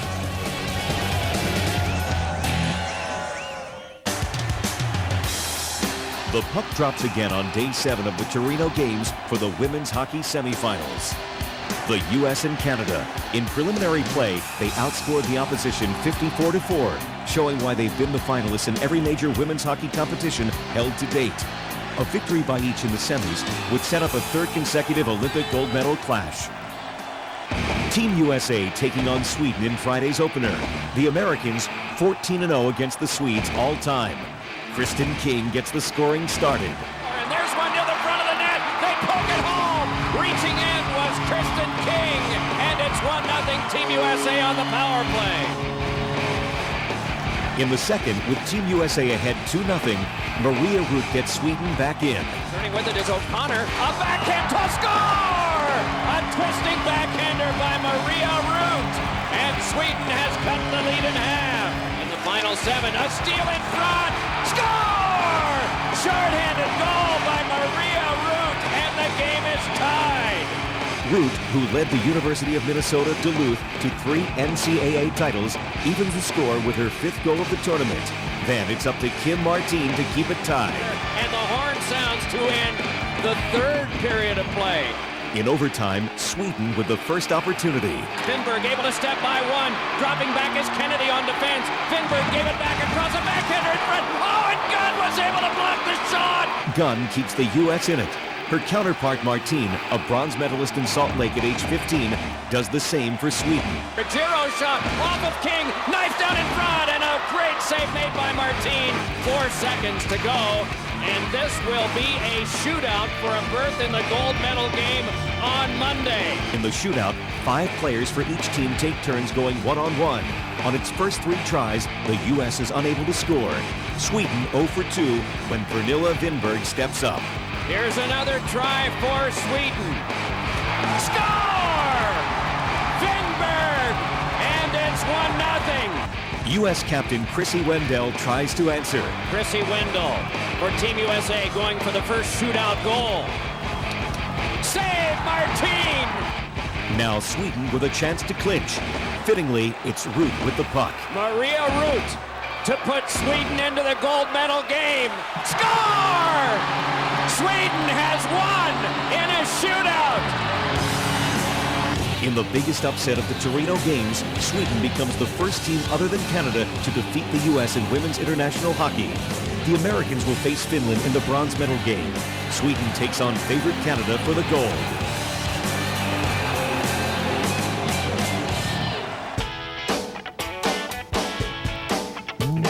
More alpine skiing on day 7 of the 2006 Olympic Winter Games with the women's combined event. 1 downhill, 2 slaloms. Fastest total time wins. In the morning, bad weather in the Italian Alps forces officials to postpone downhill racing. But as scheduled, 2 evening slaloms take place under the lights in Sestriere. Up first, slalom specialist Marlies Schild of Austria. At age 24, she's outstanding with 3 victories to her credit on the Tour this year. She's the star slalom racer on this team. She's coming to the finish line, and it's going to be 38:39, the time set for Marlies Schild, the first one down this first run of slalom in the combined event. Schild, the slalom silver medalist at the 2003 World Championships, puts up a fast time. She's charming, she's great, she's just 24 years old. Defending Olympic champion Janica Kostelic of Croatia, the world's best female skier. She posts the second fastest time just days after missing the Olympic downhill because of illness. Driving to the finish line and into second place, but 26 hundredths behind Janica Kostelic. And she doesn't look like she's feeling very good right now. 20-year-old Gracie Stiegler of Wyoming is competing in her first Olympics. Stiegler, whose father won 3 Olympic alpine medals for his native Austria, finishes 7th. In round 2, Stiegler's teammate Lindsay Kildow looks to move up from 11th place. Kildow here on the top of the... she's down! Kildow is out of the event and will have to wait until Sunday for another medal opportunity in the Super G. 24-year-old Anja Persson of Sweden, a two-time Olympic medalist. At last year's World Championships, she finished second to Kostelic. She's lost a little time here on the bottom. She wasn't pleased with her first run, although she's right up there with the best of them. She's into second place again, 3/10 back. Persson is fourth overall. Schild sits in first, right ahead of the still ailing Kostelic. Stiegler, the top American, is ninth, heading into the postponed downhill on day 8. Torino's Palavela, site of figure skating for the 2006 Olympic Winter Games. On day 7, ice dancing competition begins with compulsory routines set to the Ravensburger Waltz. Their skate leaves them in 6th place, well within contention, heading into the original and free are brought to you by Visa, proud sponsor of the Olympic Winter Games. No matter what it takes to live your dreams, life takes Visa. More alpine skiing on day 8 of the 2006 Olympic Winter Games. It's the men's Super G in Sestriere. One run, fastest to weave the mountain wins gold. Bodie Miller, the 28-year-old from New Hampshire, still looking for his first Olympic gold medal. The Super G is his 3rd attempt at the Torino Games. Well, he's lost some time here, nearly a half a second. Coming towards the Acrobat rally. Oh! Went right through that panel. Somehow manages to stay up, but he is off the course and out of this race. The struggles continue for Miller, who was disqualified from the combined event and finished 10th in the downhill. Still to come, the giant slalom and the slalom. Kjetil André Aamodt of Norway in his 5th Games. The most decorated alpine skier in Olympic history with 7 medals. Now trying to become the first skier to repeat as Super G champion.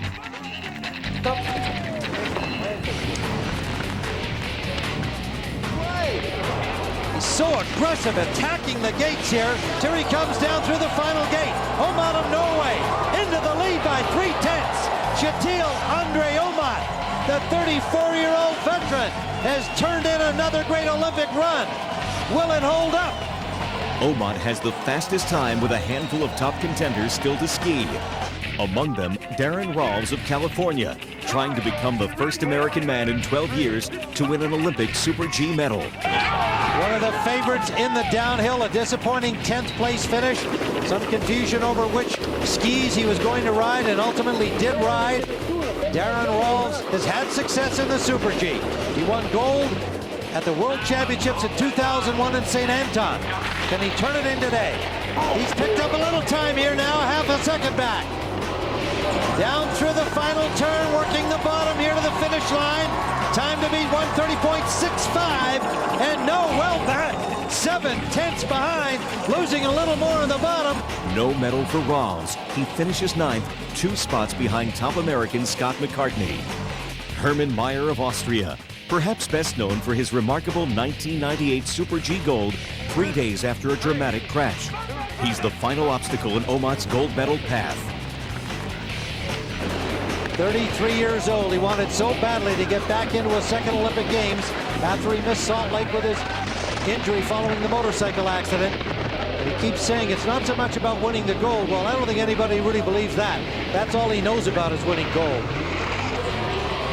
Half a second behind it through that last split. Can he make it up here on the bottom through the last gate? Maier chasing Aamodt. No, 1300ths behind. Aamodt makes history at 34, becoming the oldest alpine skier to win a medal of any color, and it's gold. Maier earns the 3rd medal of his career. Switzerland's Ambrosi Hoffmann takes the bronze. Aamodt, meanwhile, now has 4 gold medals, a record in men's alpine skiing. But he doesn't stand alone. Farther east into the Italian Alps, the women's combined competition concludes. Just a downhill today after 2 slaloms yesterday, 21-year-old Julia Mancuso of California trying to move into contention for a medal. You know, quite impressed the way she finds her flat ski to glide on. That's exactly what you need on this hill. Julia didn't come away from that those 2 runs in slalom with a very good result. She has great slalom skills. She's got good potential in slalom, but she didn't get as close to the leaders that she needed to. And on this course, I really don't see how there's any way she's going to pick up the time she needs to get on the podium, you know, on this downhill. Not fast enough to get in the podium picture, Mancuso finishes 9th, the top American. 3-time Olympic medalist Anja Persson of Sweden among the contenders. She is 4th after the slalom races. Would she improve? And she has turned herself into a speed racer downhill in Super G. What she really wanted was downhill gold here. She wound up with bronze. This will be her last chance to be in a downhill, even though this is the shorter combined version. You know she's going for it all. She knows that Kostelic is the one to beat. Everything she does out here, every 100th of a second, is critical for her. Persson at 165 pounds has got an advantage over a lot of these smaller slalom racers down here in the bottom where it's all tuck and flat. Persson over the line into first place by nearly 2 seconds. Now will it hold up? Then it's the favorite, defending champ Janica Kostelic of Croatia. In 2002, she became the first alpine skier in Olympic history to win 4 medals at a single Games. Kostelic skis for a chance to duplicate Omat's golden record. Remember, she's been skiing despite the fact that she's got flu-like symptoms with her elevated pulse, temperature, just not herself, breathing heavily after both of those slalom runs. What will she look like at the end of this downhill run? Every opportunity she can try and gain some speed, she's putting her head down, ducking it down in between her hands, hiding behind her hands to be more aerodynamic. Now that's somebody who wants to win. To the finish line now, trying to catch Persson, Kostelic, and she does by more than a half second. Kostelic in the lead with 1 major challenger remaining, Marlies Schild of Austria. She has a nearly half-second lead over Kostelic as she starts down the downhill. And I think last night she was a little bit disappointed because a half a second was the minimum amount of pad she wanted after the slower part of this event. Kostelic is a much better downhill racer than she.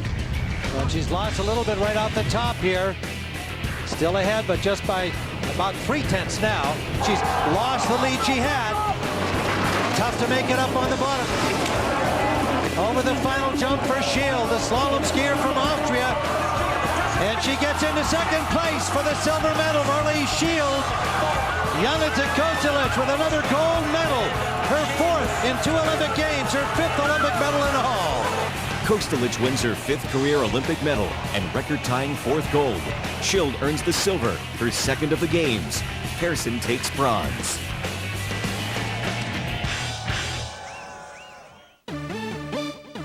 Day 8 in Torino. Olympic speed skating continues at the Oval in Gatto.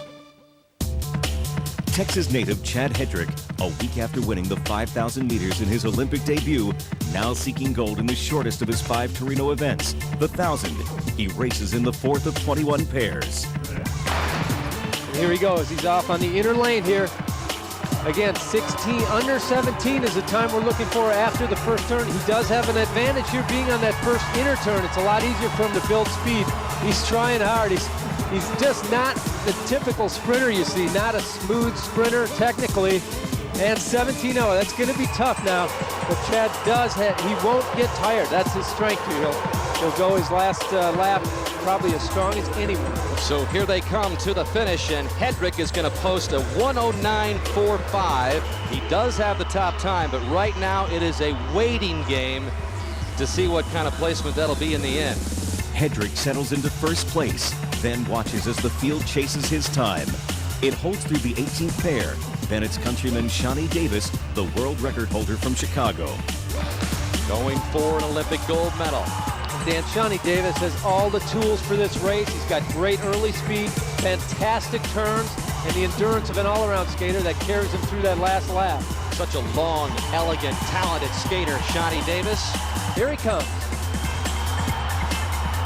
Davis will finish on the inner. You can see that Wotherspoon has drifted behind. Here comes Davis, and he's got the top time by more than a half second. With a strong final lap, Davis takes the lead.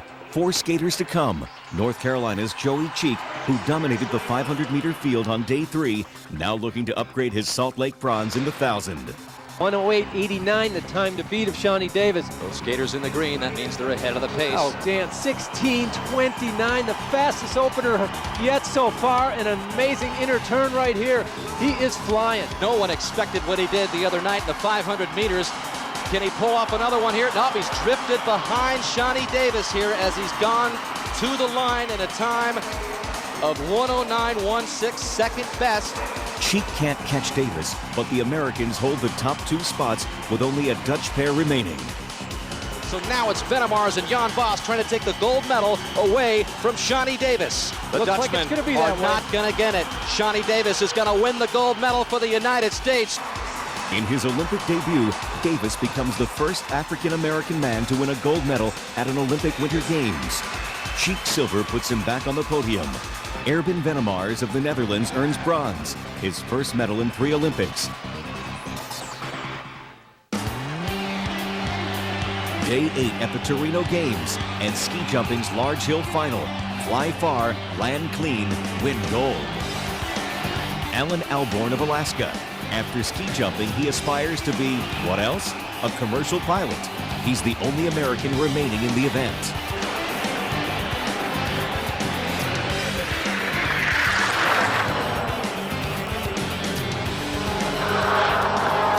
The 25-year-old in his 3rd Olympics fails to qualify for the final, placing 43rd. In the final, 2 jumps, best combined score wins. The gold comes down to a pair of Austrians, Thomas Morgenstern and Andreas Koffler. The 19-year-old Morgenstern is first.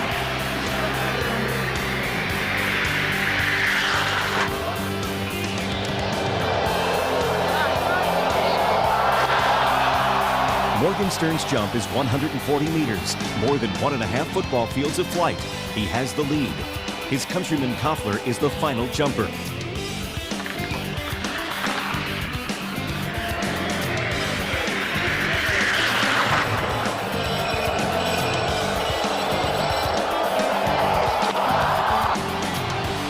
The Austrians take the top 2 spots. Morgenstern's gold is the first in 30 years for his nation in the event. Koffler earns silver at his first Olympics. Lars Bistel of Norway adds a bronze to his gold from the normal hill event.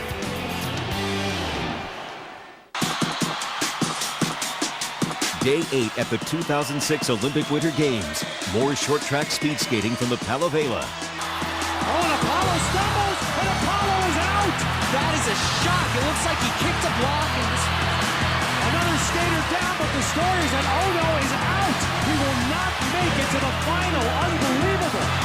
After slipping out of medal contention earlier in the games, Seattle native Apollo Anton Ono is back to contest the men's 1,000-meter event.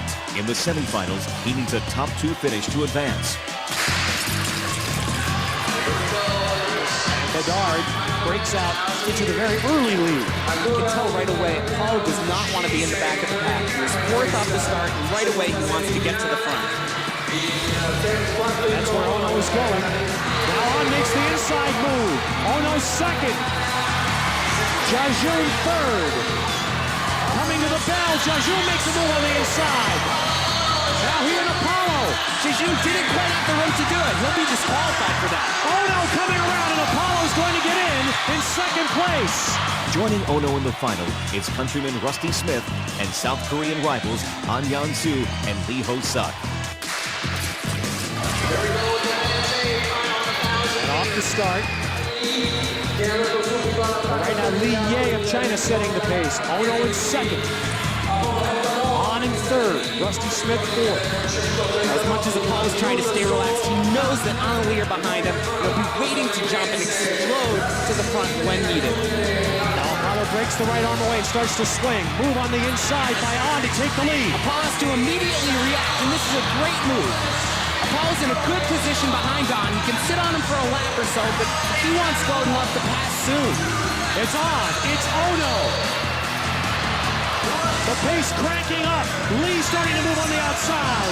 Apollo's in a great position here. He's running to that turn wide. He'll need to set up a pass if he wants gold. The last half lap, but now it's 1-2 for Korea. Can Ono make a last move? No, and it's bronze for Ono as the Koreans cross 1 and 2. On and Lee take gold and silver as they did in the 1500 on day 2.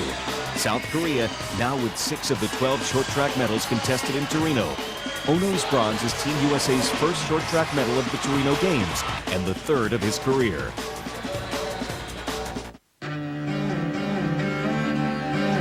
Of the Olympic Winter Games are brought to you by Visa, proud sponsor of the Olympic Winter Games. No matter what it takes to live your dreams, life takes Visa. The town of Pragelato, west of Torino, site of cross-country skiing at the 2006 Olympic Winter Games. On day 9, a snow-filled fog frames the men's 4x10 kilometer relay. At the past 3 Olympics, the same 2 nations, Norway and Italy, have dueled to the finish. Now, a rivalry born at the 94 Games in Norway plays out in the Italian Alps. 16 nations all in place for the men's 4x10 relay. And off we go. And who knows what this race is going to look like, literally. Canada, not Italy or Norway, has the lead at the first exchange. Canada in front. Sean Crooks takes the second leg for Canada. Norway right behind, then Sweden a second back. At the second interval, there's no clear leader. Into the stadium they come. Lucas Bauer hands off to Yuri Magal. And now we're into skating. At the third switch, the host nation makes a break for the podium. Sportsman Italia being screened at the exchange for the 4th and final leg for gold, silver, and bronze in the men's 4x10. And maybe it's time for a new rivalry to be born. Norway trying desperately to get back in here. That last climb ripped this race apart. With Norway well off the pace, the Italians have a slight lead over the rest of the field as the final leg begins. But anchorman Christian Zorzi soon pulls away. And they're bringing home 33-year-old Christian Zorzi on a snowy, fog-filled day as he stops to let it all soak in and grab the flag of Italy and claim the gold medal in the greatest cross-country race that Italy's ever skied in their homeland. He looks around behind him and he says, okay, it's going to be Germany and Sweden for the silver and the bronze. Unruh in the red hat, Fredriksson in white. Germany's got the silver, Al. Italy wins its second relay gold medal. Germany takes silver, its best result ever. Sweden earns bronze. Favored Norway winds up 5th, off the podium for the first time since 1988. After 12 years, relay glory once more for Italy, this time amid more familiar surroundings. Day 9 of the Torino Games. Men's preliminary round hockey continues as Team USA faces off against Sweden. The U.S. can secure a quarterfinal berth with a win or tie. Sweden has other ideas early in the first period. Dug out by Sundin. Persistently trying to center on him was Madonna. Floated back to the point for a shot. Patched up. Rebound. Score! The Ottawa Senators forward scores his 4th of the tournament, and Sweden takes an early lead. Later in the first, the U.S. strikes back. O'Donnell got it back quickly from Matthew Schneider. Rifled it ahead, but it went off of Blake. Protected pretty well and punched across by Schneider, and a penalty coming up. It'll be against Sweden. A beat in front. Madonna! He scores! Mike Madonna! Both goaltenders keep the game tied in the second.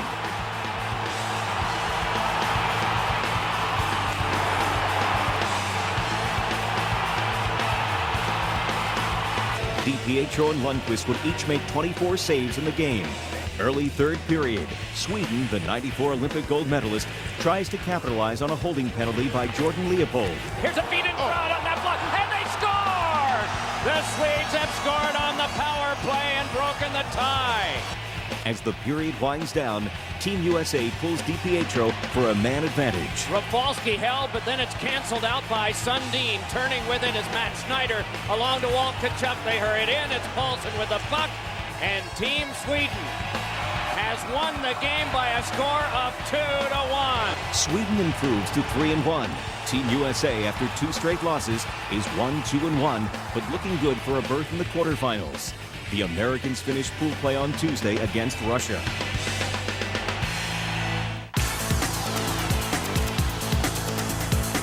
Torino's Oval Lingato. Day 9 of the 2006 Olympic Winter Games. More speed skating and the women's 1,000-meter event. Among the top contenders, Cindy Clausen, who took up speed skating after failing to earn a spot on Canada's hockey team for the 1998 Winter Games. Well, Cindy Clausen on the inner lane in a position not unlike Chad Hedrick was last night, skating early in the pairs, way before the top skaters. She's going to go out here and most likely set the top time, and then she's going to have to sit and wait. Clausen's best race, I think, is the 1,500, which means her last lap should be strong. She's a very powerful skater, uses everything in each push. Final turn here being made by Clausen, who has left Zhang in the dust behind her. And this should be the top time so far. Clausen, in an early pair, sets a track record to move into the lead. Later, it was Marianne Timmer of the Netherlands, whose third Olympics began with disappointment in the 500 meters on day 4. And a false start. Take a look back and see who it was. Ooh, Sure Timmer enough, moved. She did move. She's going to be disqualified. And that is not a good way to start off your Olympic Games. A chance for redemption now in the 1,000, which she won 8 years earlier in Nagano. So Marianne Timmer with another chance here, an event in which she's stronger in the 1,000 meters. She'll also skate the 1,500, and she is ahead of Clausen's pace right now. Here comes Timmer, just 250 meters to go, but she's falling behind the pace a little bit. Starting to struggle. Here she goes now. It's pretty close here. Coming around the outer turn, though. Going to be tight, but I don't think she's quite going to get it. Final straightaway for Timmer. Clausen's time, 1:16.09 as Timmer comes to the line, and she's just under it. Looked like she was fading, but Timmer comes on, and you can see the look on her face. And I tell you what, to knock off Cindy Clausen this early is big, and she knows it. Timmer, at age 31, resets the track record and takes over first place with 7 pairs to go. Miami native Jennifer Rodriguez skates third to last. So out goes Jennifer Rodriguez. Well, really important for her to get off to a good first 200 meters here. Once she gets up to speed, the rest of her race is very solid. But her troubles has been getting going in this first 200. Jennifer Rodriguez in her best event here. And more than 7/10 behind Timmer's time right now. That doesn't bode well, although Jen's last lap is very strong, and she does have a chase here, but she might be asking too much. Lap so it's not meters. looking good to even get on the podium here, perhaps, for Jennifer Rodriguez, who again is the defending bronze medalist. So this not the race that Jennifer Rodriguez had hoped for. The 2002 Olympic bronze medalist finishes 10th, the top American. Timmer's final challenge comes from Annie Friesinger of Germany, the pre-games favorite, skating in the final pair. Well, Dan, Annie Friesinger, absolutely the outright favorite coming in. She hasn't lost 1,000 meters all season long. All she's got to do now, skate under 1:16 for gold. And right now she's behind Timmer, so Timmer is looking good, but Friesinger's showing a little bit of oomph here as they make the final turn. Coming back a little bit here, it's getting close now. Good last inner turn, gonna be close. 1:16.05, the time to beat. And Friesinger doesn't get it done. She gets the bronze. And Marianne Timmer, after the disappointment in the 500 meters on Tuesday night with a disqualification, wins gold for the Netherlands. Timmer wins her third gold. Then it's Clausen, followed by Friesinger. The difference between gold and bronze? Just 6/100ths of a second.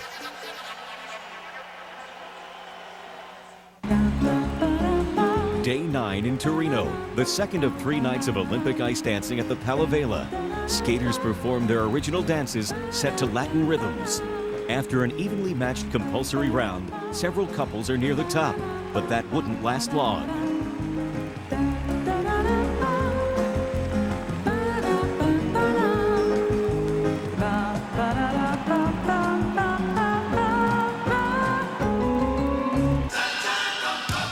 After the falls, the night's final duo, Americans Tanith Belbin and Ben Augusto, have a chance to rise from their position in 6th place.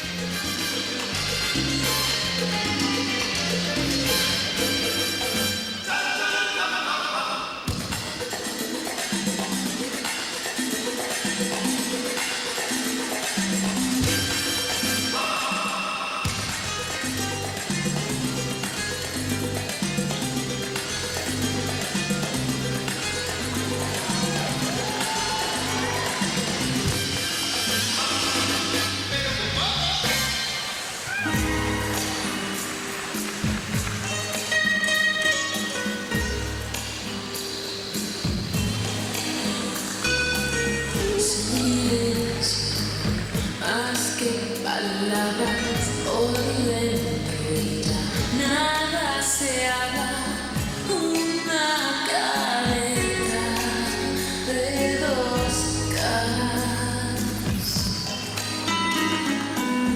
Los sueños y los deseos se fueron, se despidieron. ¿En qué momento se olvidaron tantos recuerdos? El tiempo lenta ahogó sus promesas y nunca supieron que solo tenían que darle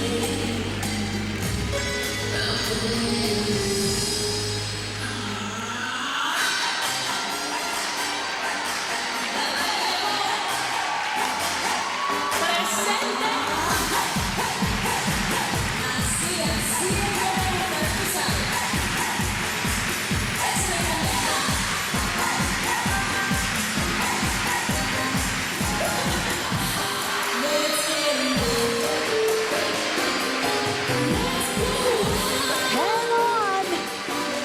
Nice step sequence, blasting through the twizzles. Final left.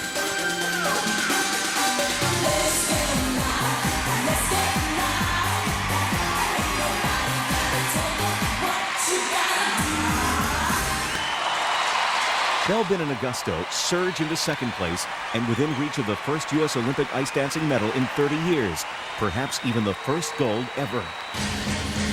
Tatiana Navka and Roman Kostomarov of Russia have the lead, but it's less than 2 points.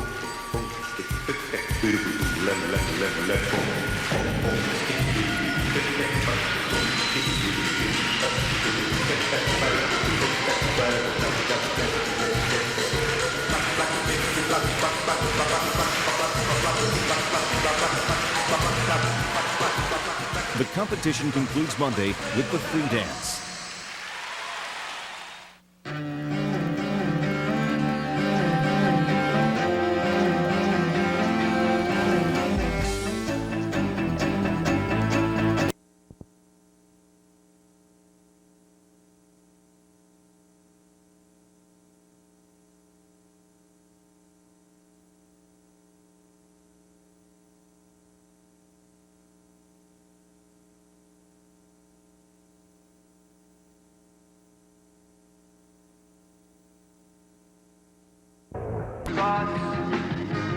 Channel on to NBC's highlights of the Olympic Winter Games are brought to you by Visa, proud sponsor of the Olympic Winter Games. No matter what it takes to live your dreams, life takes Visa. Day 10 at Torino's Palavela. The Olympic ice dancing event concludes with the free skate performances. Scores fell and tempers rose after Sunday's original dance routine of 2002 bronze medalists Barbara Fusar-Poli and Maurizio Margaglio of Italy. 24 hours later, the tension is still high as the host nation favorites prepare for their final skate.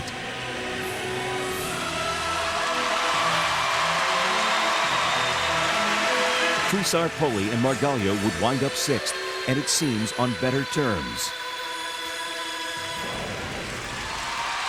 The duel for gold begins when favored Russians Tatiana Navka and Roman Kostomarov look to keep their lead.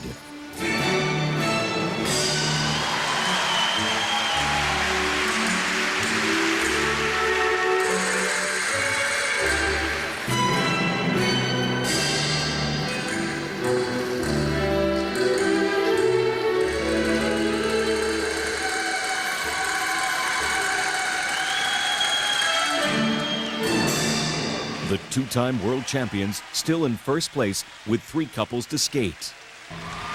Second to last, it's Tanith Belbin and Ben Augusto of the United States, in position to earn America's first medal in the event since 1976.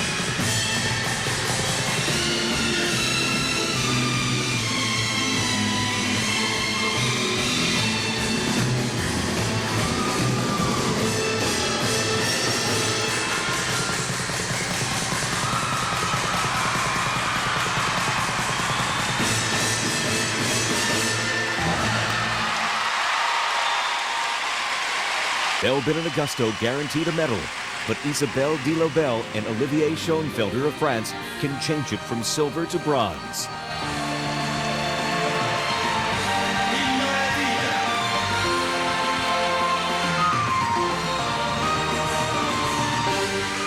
Just missed the worst place ever, 4th place, just off the medal podium. Navka and Kostamara give Russia its 3rd gold in as many figure skating events in Torino, one away from an unprecedented sweep. Belbin and Augusto earn America's 2nd ever medal in the event. Yelena Grushina and Ruslan Garcherov of Ukraine get the bronze. Day 10 of the 2006 Olympic Winter Games and more skiing from the Italian Alps, men's giant slalom and the weather-delayed women's Super G. The men get it started in Sestriere. Bodie Miller of New Hampshire, still searching for his first medal of the Torino Games. In 12th place after the first run, he tries to make up the time. We'll see what he can do here on the second course. He's got to make up almost a second. There's his lead on the current leader. Just a little over 6/10. Bodie Miller, one would think, almost desperate to get on the podium here on this 4th event of these Olympic Games. This is a much different Bodie Miller we're seeing this time. He's taking more risk, and he's on the edges, but stronger. He's got it going on the bottom. The crowd waiting for him there. 7,000 in the stands today for this giant slalom. Bodie Miller to the bottom. Over the finish line and takes the lead by 7/10 here in the second run. Miller is in the lead with 11 skiers remaining. Benjamin Reich of Austria, trying to give his nation its 3rd consecutive giant slalom gold medal. Reich says he's just ignoring the pressure that's on him, but he wants the gold. Benjamin Reich is really taking it to this course here. Down this final pitch, Reich headed to the finish line, chasing Svindal and Bodie Miller. Reich of Austria and into the lead by over a second. Wow, is he flying on the bottom? Next is Reich's countryman, Hermann Maier, the 1998 Olympic giant slalom champion, looking for a 4th career medal. Hermann Maier with that determined look. Been missing a little bit. The Herminator appears to be back. Early in the season, he didn't have that wild look in his eyes, but now he has got it. Whoa! There was a Herman move. The Herminator on the bottom here. Chasing Benny Reich, his teammate. His legs seem fresh this time. He's still got something left. And he's into 2nd place. Maier's time bumps Miller out of the medal picture. The Austrians hold the top 2 spots as Joël Chenal of France makes his push for the podium. Tremendous run by Chenal, and he is into 2nd place. The final contender is Canada's Francois Bourque. Leading after the first run, he races for Canada's first Olympic gold in men's alpine skiing. Francois Bourque, 3/400ths is his lead over Benny Reich. One more gate to go. No, he's into 4th place off the podium, almost a second behind. Disappointment for the Canadian and a thrill for Benny Reich. He's got his gold. The steady Reich gets his first career gold. Chenal takes the silver, Maier the bronze. Afterward, the 33-year-old Herminator talks about his Olympic future. 2008 is Peking, maybe at the Summer Olympic Games. Summer Olympics, what would you do there? 100 meter.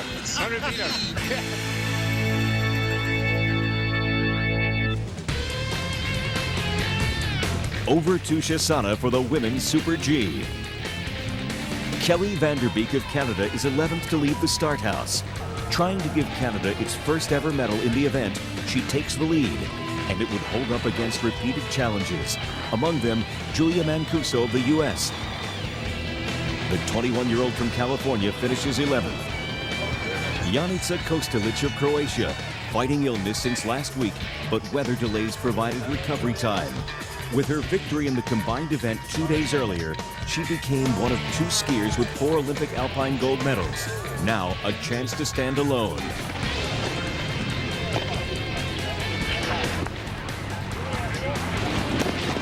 Kostelic of Croatia takes the lead in the race by a little more than 3/10. For Kostelic, 6 top contenders remain. One is Lindsay Kildow of the United States. But Kildow's bid for America's first women's alpine medal of the Games falls short. Michaela Dorfmeister of Austria is the final contender. A two-time world champion, she struck downhill gold earlier in the games. She looks for a sweep of the speed events. Dorfmeister with another great run here over the final bump. Can she make it 2 goals for Austria? Yes! Dorfmeister, her second goal of the games by nearly 3/10. Dorfmeister at age 32 sweeps the 2006 Olympic speed events. Kostelic takes silver for her 6th career Olympic medal, a women's alpine record. 4-time Olympian Alexandra Meissnitzer of Austria takes the bronze.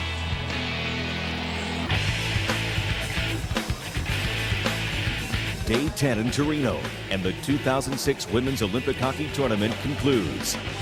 The U.S. and Canada were headed for yet another gold medal clash until Team USA was stunned by Sweden in a semifinal shootout. Sweden has won in a shootout.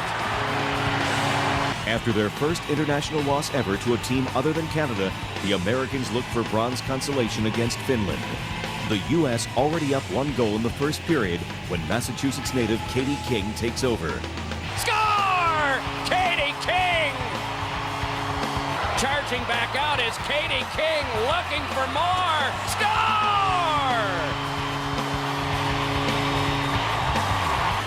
Here's a giveaway to Julie Chu. Fed it over for King. Rattled it in under the crossbar. A goal. A hat trick. A natural hat trick for Katie King. King's 14th career Olympic goal gives the U.S. a 4-0 lead, and that's how it stays. A part of all 3 of them, and this one results in the United States winning the bronze. 3 goals by Katie King, 1 by Kelly Stevens, a shutout for Shanda Gunn. Shanda Dunn stops 14 shots for the shutout, then talks about the emotions of the day.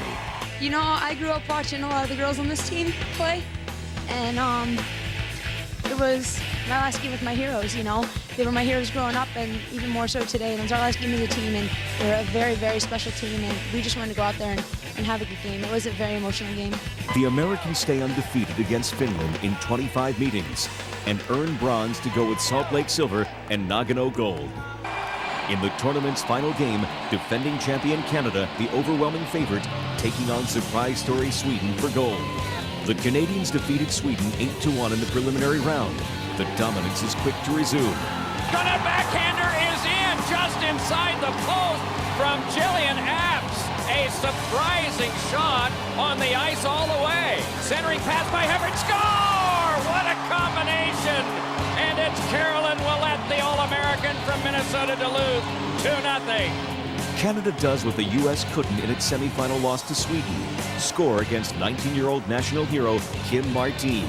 The Canadians add to their lead in the second. Wickenheiser curling around behind. Looks for someone. It's Piper. She scores! Piper, 3-0. Score! Canada! Another goal for Canada. Undefeated Canada outshoots the Swedes 22-5 in the first 2 periods. In the third, Sweden tries to inch back. Drive by Eliasson. Score! A power play goal for Sweden. Anderson's goal past Charlene Levante is only the second allowed by Canadian goaltenders in 5 games. It's also the last. And the horn sounds and the game is over. Canada has won the gold medal in women's hockey. Canada runs the table in Torino, outscoring opponents 46-2 in 5 games. The Swedes take silver, along the way tilting the axis of women's hockey with the biggest upset of the Olympics.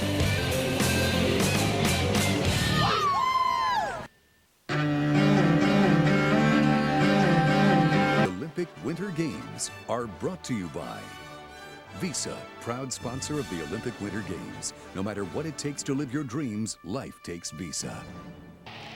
The preliminary round of men's hockey concluded on day 11 at the Torino Games. Team USA taking on Russia. The longtime rivals already through to the quarterfinals, so they play for momentum. Midway through the first, Russia takes advantage of a U.S. turnover. Drury protects neatly at the line. Oh, and it's stolen away. Korolyuk at the end of a shift, breezing on in. Score! Just over a minute later, the Russians, down 1 man, go up 2 goals. It is Malkin feeding it across. Back to Malkin. He scores! As the first period winds down, Team USA has its third power play. Matt Schneider, a shot went off a leg, got by Conroy, Bennett front, score! The Minnesota Wild center gets his 10th career Olympic goal, and Russia's lead is cut in half. Team USA again down 2 goals toward the end of the second, but on a power play.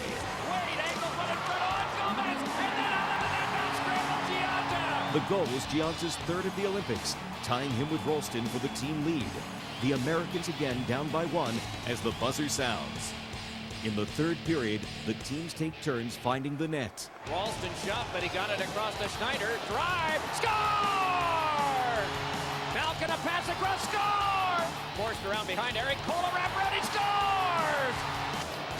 Oh, what a shot by Kovalev!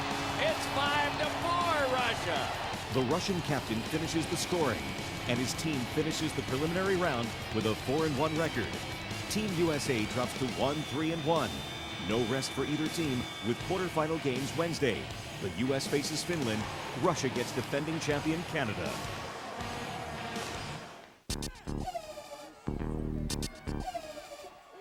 Day 11 of the 2006 Olympic Winter Games. Women's bobsled competition concludes with final runs down the Chisana-Pariol track. 2 American sleds in the field. USA 2 piloted by Jean Pram with 2002 gold medalist Vanetta Flowers in back. They're in 6th place entering the 4th and final run. Pram in the clubhouse with the lead, still 5 sleds to go. Pram and Flowers for the moment in medal position, but with final rankings based on total time, they'll be challenged by the remaining 5 teams. As expected, the next 3 sleds post faster times, knocking USA 2 out of contention. Shauna Robach and Valerie Fleming are in USA 1. Robach, a Utah native, just missed the Salt Lake Games after Flowers outperformed her in a pre-Olympic tryout. Now, 4 years later, and more than 6,000 miles from home, it's Robach who drives for a second U.S. medal in the event. Very impressive lines in the first heat of the day. Looking for the variance, the way the sled rises and comes off these curves up top. -14 to -15. Now she's got this Bodine sled pointed in the direction she wanted, and she's got the best speed so far of the heat. It's up to -19. These are clean lines. Robach finishes in first place. She's guaranteed a medal. This is the real albatross lap. She's got a skid going. Oh, it's up to 21, but she cleaned it up. Speed, top left, ended at around 127. 127.2. And she's clean on that exit with the best speed. This looks like a silver medal. Robach coming to the finish. Final turns. Robach across. Guaranteed at least silver. She moves into first place. USA 1 leads with only the favorite Germans left. But for Sandra Kiriasis, a chance for revenge after finishing second to an American sled at the 2002 Games. Kiriasis, the reigning world champion, gunning for gold. Clean line so far. And that silver medal really didn't sit well with her in 2002. And I'll tell you, she's been on a tear. Let's check out the chicane. -59, Utes. Get there.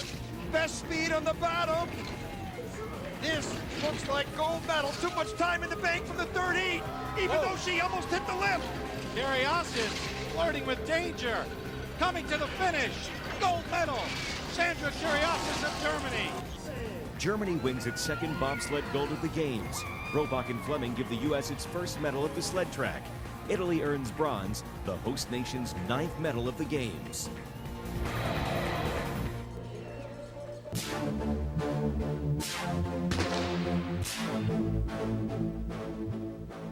Torino's Oval and Gatto, site of speed skating for the 2006 Olympic Winter Games.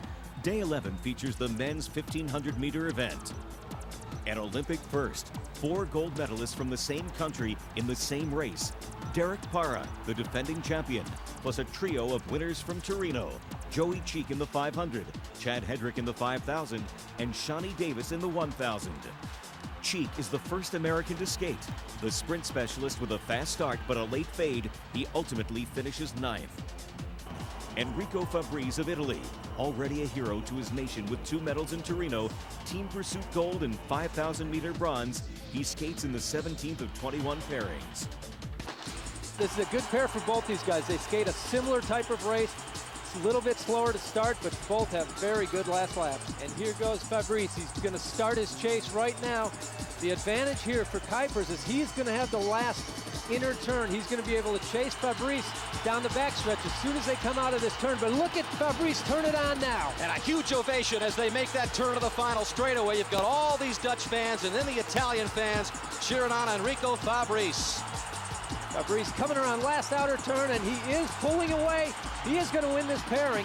Time to beat, 1:46.91. Fabrice coming to the line. Looks like he's going to be under it. Yes, Fabrice with the best time so far. With a blistering final lap, Fabrice takes the lead, then waits to see if it's gold medal worthy. Next up, it's Para, the 2002 gold medalist, but he's well off the pace. Asking a little bit too much in these Olympics from Derek Para. Did not expect him to do much here, and he is well back in the 17th spot. Then it's Hedrick, the world record holder from Texas. All right, here goes Hedrick on the outer lane, trying to build up his speed as soon as he can. He's not so much worried about Lelenkov. He knows that with a lap or two, he's going to pass him. His thing right now is that top time of 1:45.97. Here it gets interesting. He's 0.7 of a second ahead with a lap to go. His last lap just needs to be... Enrico Fabrice skated a 27.7 last lap, the fastest ever skated outside of North America. Hedrick's losing a bit of time, still ahead with 100 meters to go, and now falling behind. 1:45.97. Does not look like Hedrick's going to get underneath it.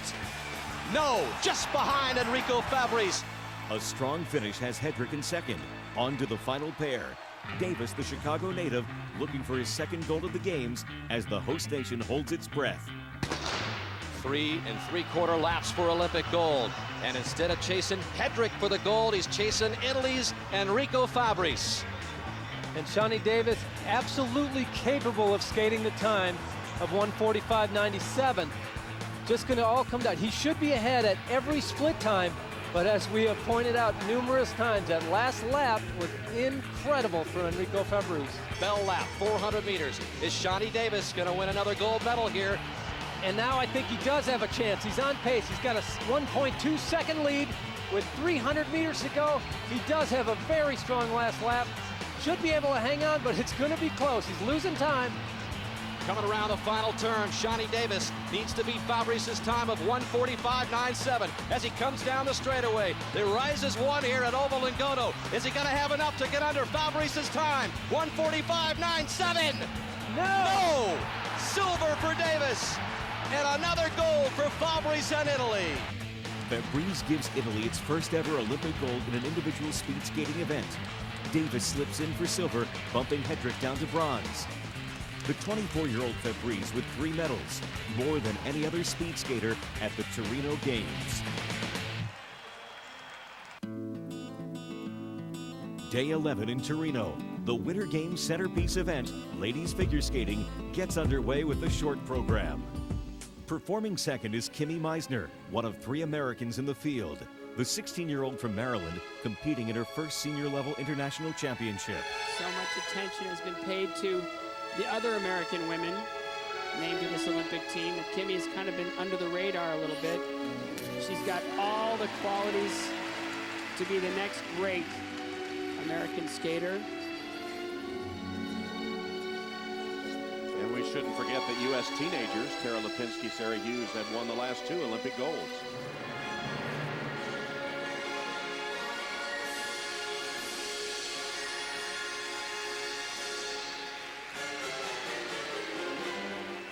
Strong, complete performance from Kimi Meisner. She's going to be thrilled with that. Meisner takes the early lead with a personal best score. She would finish the night in 5th place. Another American team makes her Olympic debut, Emily Hughes, younger sister of 2002 gold medalist Sarah Hughes. Emily, a 17-year-old from New York, is filling the skates of injured Michelle Kwan. Emily has almost no experience, and yet she's handled these practices like a pro. She's a great short program skater. Combination coming up right here. Triple Lutz into double toe loop. Triple Lutz. Double toe loop. She muscles it. What a fighter.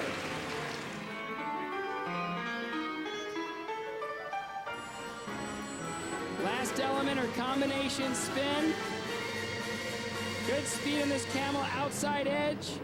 Sit spin, good flexibility on this.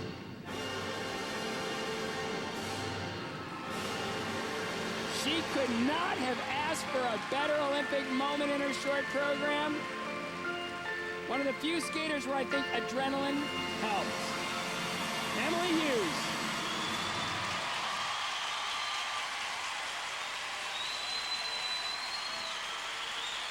Can lightning strike the same place twice? Hughes would wind up 7th. The runner-up to her sister in Salt Lake, Irina Slutskaya, is the favorite in Torino. A victory would give Russia a clean sweep of the 2006 Olympic figure skating events. Well, she thrives under this scoring system. It really complements her abilities and her talents. But again, the explosive nature of her jumps and the speed she carries across the ice separate her from the field. Triple flip.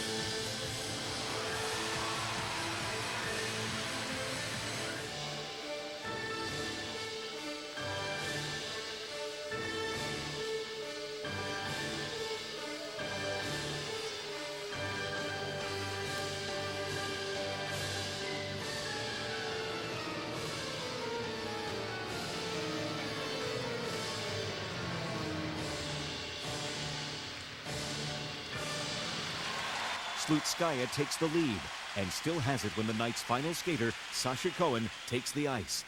The 21-year-old from California begins pursuit of her first major international title. She's always put the pressure on herself to be perfect and is trying to avoid that, and yet she has to be perfect to stay in the game.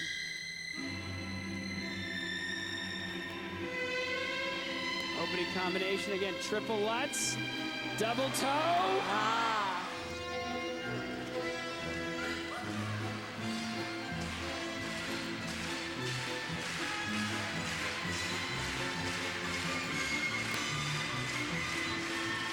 Right now, it's important to know that the judges are a member of the audience. The audience is buying it, and I'm sure the judges are too. What a performer.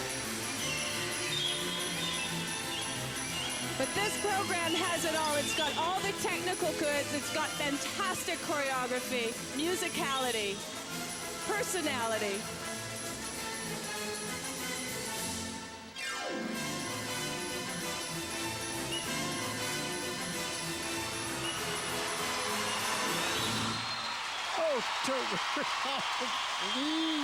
Wow. I mean, I'm just so pleased that she could be able to give that kind of a performance. It will do well for her confidence. The short program standings. Cohen with a slim lead over Slutskaya, setting up a showdown for gold in Thursday's free skate.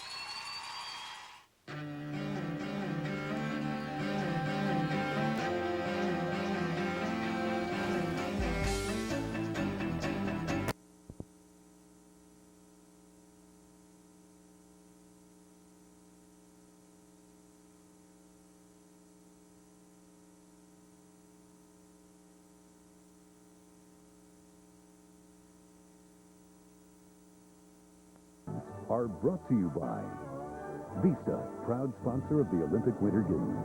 No matter what it takes to live your dreams, life takes Visa.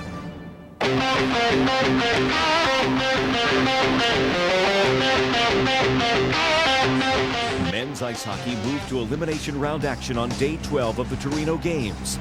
Team USA, coming off 3 straight losses in pool play, takes on undefeated Finland in the quarterfinals. The Finns flying from the start. Tumbling down to the ice was Olli Jokinen. To the outside, it's Fed. Out in front, a shot. Oh, and it tripled over the line and in. A goal by Billy Peltonen. Finland up 2-1 after the first period. The U.S. takes advantage of a power play early in the second. Then it's fed to the back to Schneider. Big drive, score! Schneider! Tie game! Schneider scores his first goal of the Torino tournament, but the deadlock doesn't last long. Knocked away by Darian Hatcher on defense. He works over Peltonen. Hunt turned around behind, though, for a forehand shot. Score! Shot. Timonen worked in deep. Solani out in front. Oh, and the shot popped high in the air, off the top of the net, and then bounces down and in. Late in the third, still down 4-2, the Americans try to rally. Schneider connects with Cole. Fed it back on Drury. Oh, a score! Brian Giunta at the front of the net. Giunta's goal is his team best fourth of the Olympics. It would also be the Americans' last, as Finnish goaltender Antero Niittymaki makes 15 of his 25 saves in the third. Finland, now 2 wins from its first Olympic hockey gold. Team USA, 4 years after taking silver on home ice, ends up with a 1-4-1 record and still without gold since the miracle in 1980.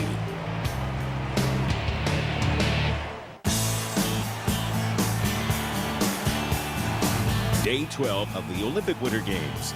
More alpine skiing with the women's slalom. 2 runs, best combined time wins. After the first run, Anja Persson of Sweden has the lead. A fog-filled second run down Sestriere-Crollet would decide the goal. Marlene Schild of Austria skis 25th. The slalom specialist, already with silver in these Olympics, trying for a golden upgrade in her best event. Out of the haze of the Italian Alps, she takes the lead. Next is the favorite, Janica Kostelic of Croatia, the only woman with 6 career Olympic alpine medals, with a chance here to stand alone as the only alpiner, man or woman, with 5 gold medals. Now this isn't a really steep hill, so it brings the field closer together, but Kostelic is skiing in slow motion. This just doesn't look like the skier that is in the hunt for a gold medal. She's definitely not in top form here. In contrast to Marlene Schild, we just saw Kostelic is hanging on her edges a little bit longer. She's just not as fast, as precise, or as sharp. Coming to the finish line, Kostelic of Croatia into second place. Kostelic unable to secure her second gold of the Games, but still in contention for a 3rd medal. The second to last skier is Nicole Hasp of Austria.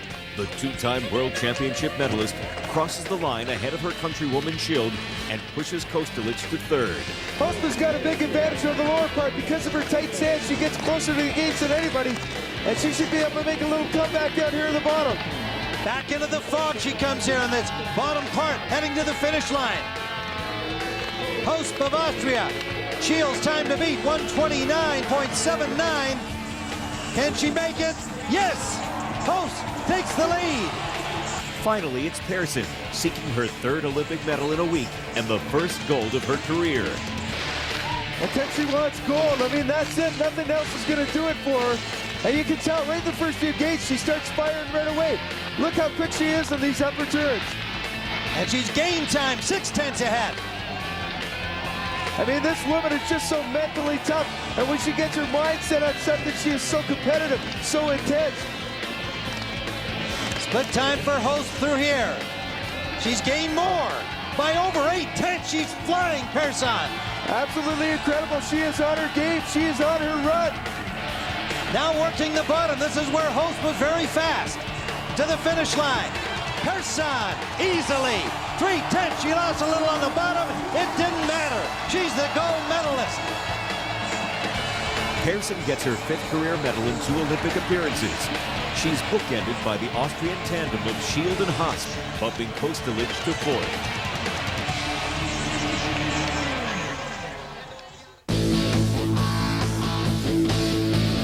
Day 12 of the Torino Games featured speed skating of both Olympic styles. At the Palavela, it's short track. Skaters covering a 133-meter oval in pack-style racing.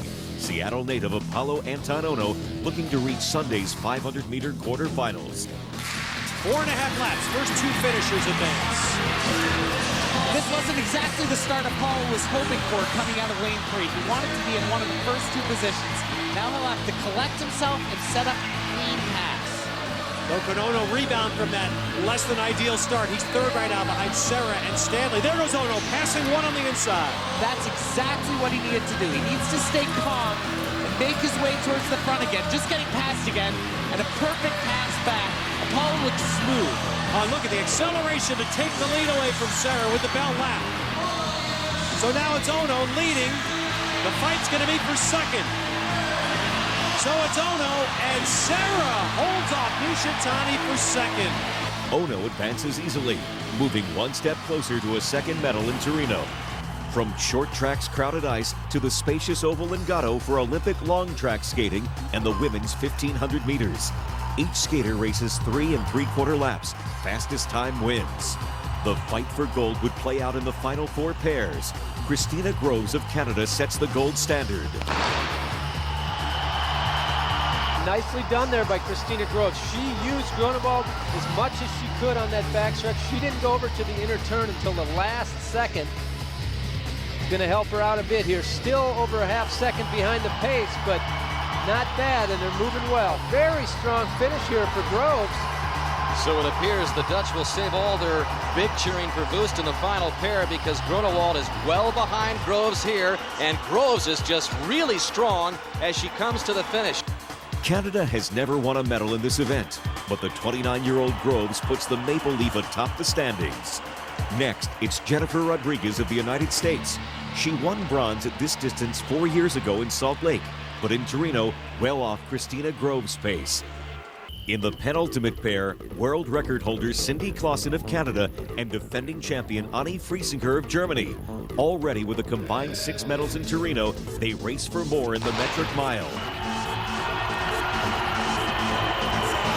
Either Friesinger or Clausen has had the world record for the last 7 years. That is how dominant this duo has been in this 1,500-meter event. Cindy Clausen looks very good right here, and not only that, but she has an advantage. She's going to get a draft and a chase off Annie Friesinger here on the last backstretch coming up. If that, there may be trouble in the crossover. No, she actually beats her. What a surprise. Beats her to the crossover. Now she's got to fight at home all by herself. Clausen's got 4 career Olympic medals. None of them are gold. And right now looking very good to take over the top time going into the final pair. Cindy Clausen coming home for Canada here, way ahead of Friesinger, and she's going to take over that top spot by Groves by almost a second and a half. Clausen takes the lead from her teammate Groves. Friesinger in third. 1 pair to go. It features 19-year-old Irene Wust of the Netherlands, already with a surprise gold in the 3,000 meters. So here comes Wust, and you're going to hear it from the people in orange, the Dutch, as Wust looks for her 2nd Olympic gold medal. Well, most likely she's going to be behind at all the split times, but now, especially with that time Cindy Clausen put up, she's going to have to be real close at 1,100 meters to have any chance. So right now, it's looking like Canada's going to take the top 2 spots on the podium, unless the young 19-year-old has something to show us here, but it's not going to happen as she makes the final straightaway here. Canada with some shocking times from Clausen and Groves as Wust comes in to get the bronze just ahead of Friesinger, are going to go 1-2 with some incredible times. Gold to Clausen, who took up speed skating after she didn't make the Canadian women's hockey team for the '98 games. Groves takes silver, Wust the bronze. Clausen makes history. With 5 career medals, she's Canada's most decorated female Olympian.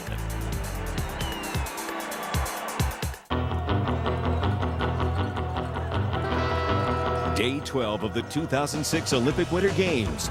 The snowboarding competition resumes with the men's parallel giant slalom event. 2 boarders side by side, carving down a course in a race to the finish line. The pairing in the gold medal final is a total shock. The Schock brothers, that is, Simone and Philippe from Switzerland, in a 2-run duel for gold. The younger brother, 26-year-old Philippe, has a chance to become the event's first repeat Olympic champion. Simone, 27, standing in his way. By winning the first run, Philippe has a slight time advantage for the start of race 2.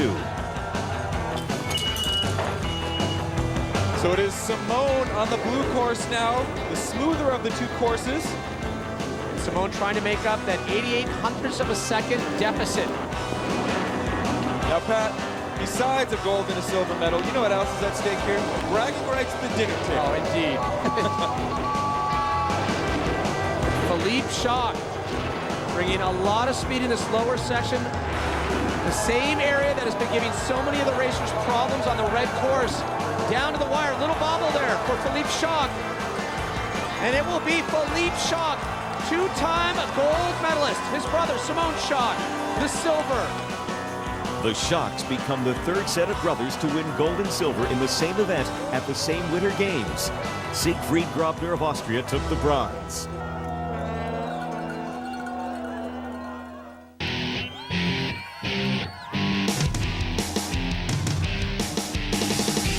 Freestyle skiing highlighted day 12 at the 2006 Winter Games. It's the mid-air magic of women's aerials, under the lights and in the fog. 12 skiers, 2 jumps each, best total score wins. Australian Jackie Cooper suffered a knee injury days before the 2002 Winter Games and had to withdraw. But she made it back for Torino and in qualifying posted the highest score ever in women's aerials. The final is a different story.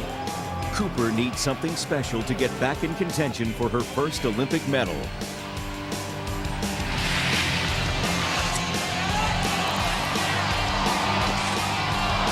Cooper in her third Olympics would place 8th. Eveline Loy of Switzerland is 5th after her first jump. The 29-year-old runner-up at the 2005 World Championships looks to improve on her second attempt.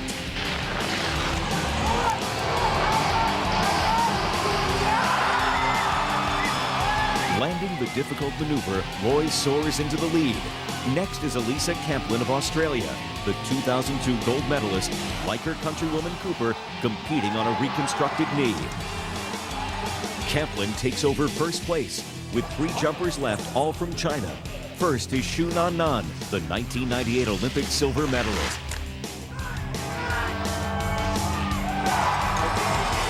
Li Nina, the 2005 world champion, is next.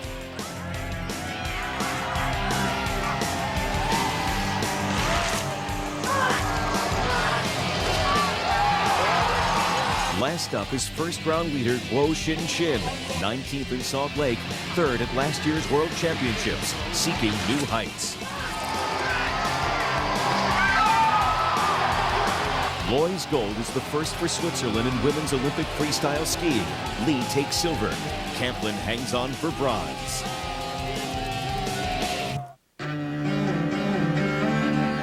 Winter Games are brought to you by Visa, proud sponsor of the Olympic Winter Games. No matter what it takes to live your dreams, life takes Visa.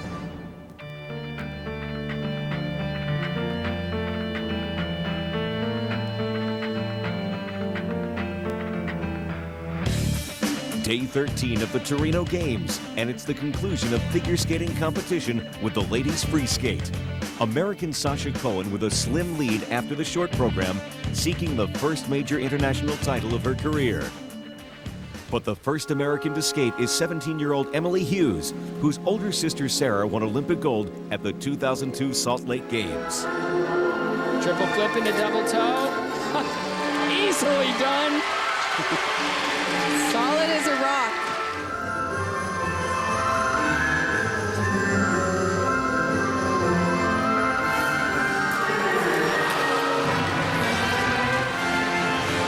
Great energy, great passion. It lives here in Torino, and she represented it so beautifully. What a great Olympics for Emily Hughes. Hughes, who took the place of injured Michelle Kwan, would finish 7th in her Olympic debut. California's Sasha Cohen goes 2nd. The leader after the short program, she's in position to give the U.S. its 3rd consecutive ladies' gold. Triple lots of fall.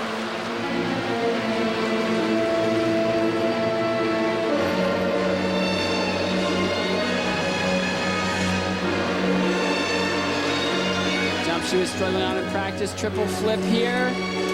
Again, another step out. She could not make a mistake if she was hoping to hang on to first place. 2 out of 2 jumping passes failed.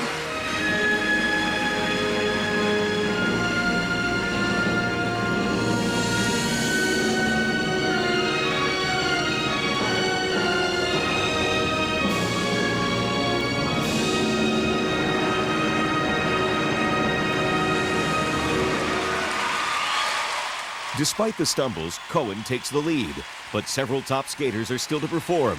Among them, Shizuka Arakawa of Japan, the 2004 world champion, a close 3rd after the short program.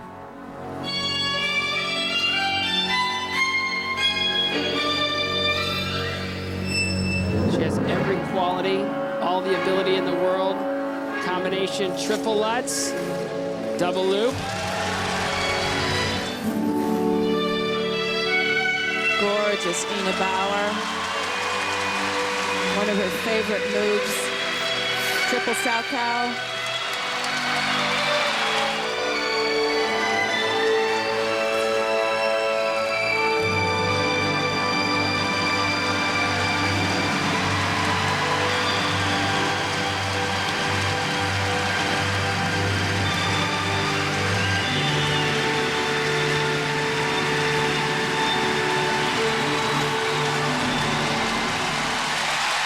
Arakawa moves into first, ahead of Cohen.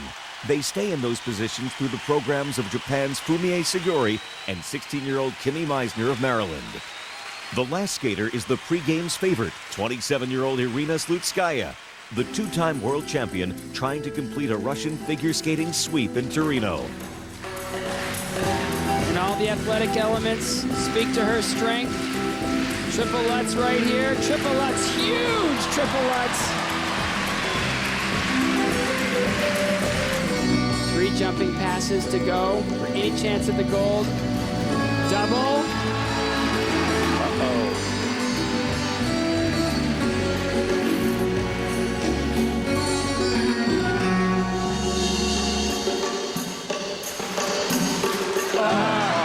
And there, I hate to say it, goes the Olympic medal.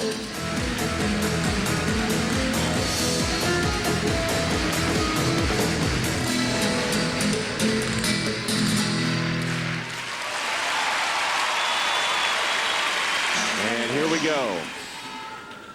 The world awaits the score. She needs 124.65 for gold. She needs 116.67 for silver. She maybe could have afforded one mistake, but not the mistakes that she made. 114.74, bronze medal for Slutskaya. Cohen takes the silver, and the gold medalist, Shizuka Arakawa of Japan. Arakawa's gold is the first for Japan at the 2006 Winter Games. With silver, Cohen gives the United States a medal in the event for the 11th straight Olympics. Slutskaya adds a bronze to her Salt Lake silver, but the night belongs to Arakawa, her nation's first ever Olympic champion in figure skating.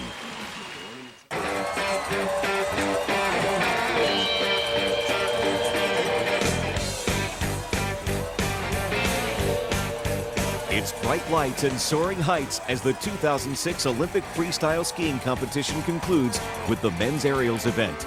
Best 2 scores win. Jarrett Speedy Peterson of Idaho, the reigning World Cup champion.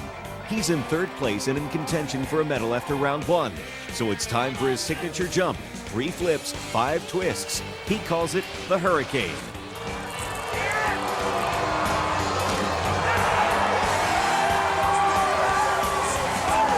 Peterson's high-risk move carries the highest degree of difficulty, but will he land in the podium picture?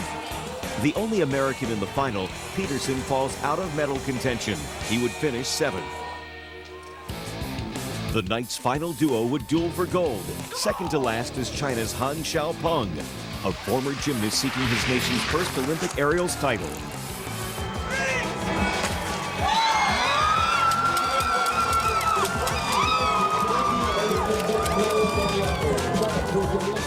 Han soars into the lead with 1 skier left. It's veteran Dmitry Dushinsky of Belarus, the 1998 bronze medalist who had the top jump in the first round.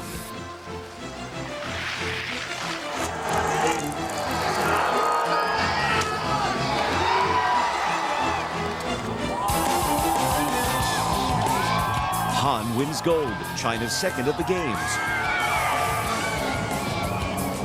Dushinsky's silver is the first medal for Belarus in Torino. Vladimir Lebedev of Russia takes the bronze.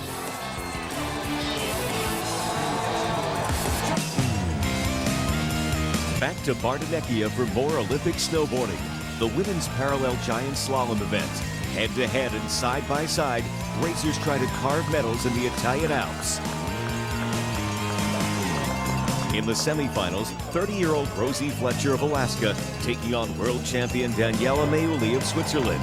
The winner moves on to the final.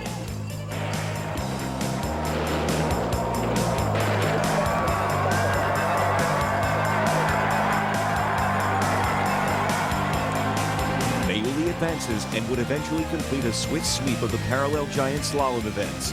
One day after the Schock brothers earned gold and silver. Fletcher, the first American snowboarder to compete in 3 Olympics, is still in contention for a medal. She faces Doris Günther of Austria in a 2-race chase for bronze. In the first, Fletcher gets out to a good start.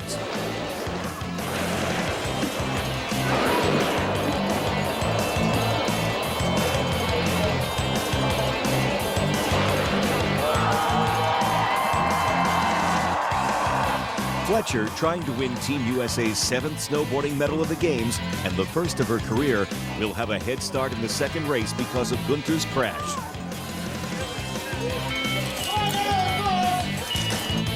The first one across the finish line on this second matchup will be the bronze medalist.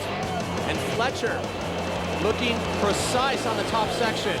Rosie knows that if she just goes easy on the course now and just makes it down without any mistakes, she will be the bronze medalist. And Günther having to make up for that 1.5 seconds. And it does not look like it's Tobias. Fletcher continuing to pull on the lower half of the course. And Rosie Fletcher, the first ever American woman to medal in parallel giant slalom. In the final snowboarding event of the Turin Games, Mayuli wins the gold. Amelie Kober of Germany takes silver, and Fletcher earns bronze.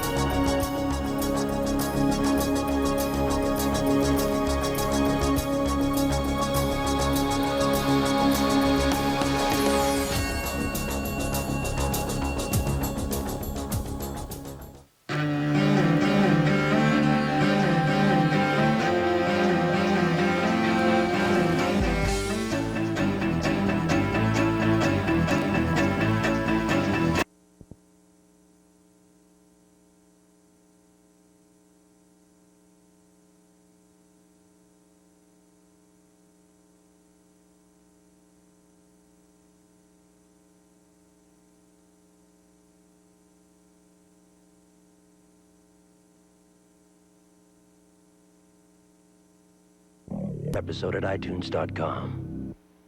How do you want to shop for a used car? It would be great if I could do all my research and find the perfect car all in one place. CarMax.com has more than 20,000 cars online. Plus, we've got everything you need to get your next used car. You can check out 12 years of vehicle reviews on more than 450 models.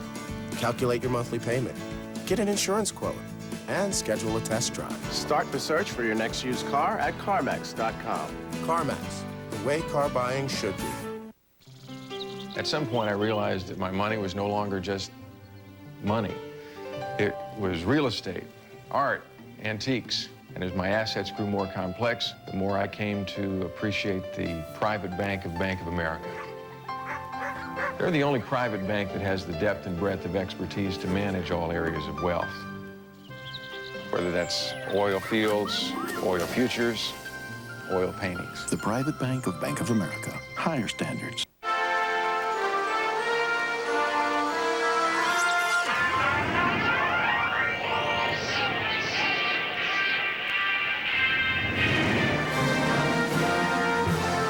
SBC and AT&T are now united as one and proud to sponsor the U.S. Olympic athletes who for 17 days unite us all, connecting you to the 2006 U.S. Olympic team.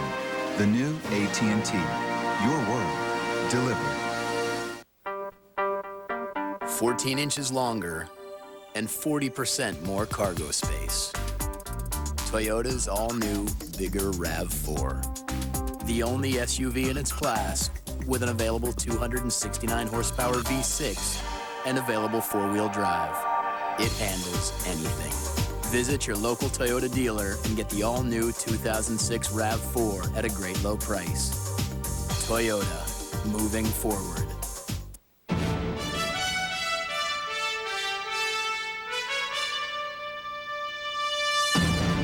All right, it's been a rough 2 weeks for the U.S. Alpine team here. The Americans were vocal about challenging Austria as the sport's superpower. They even had a slogan, best in the world.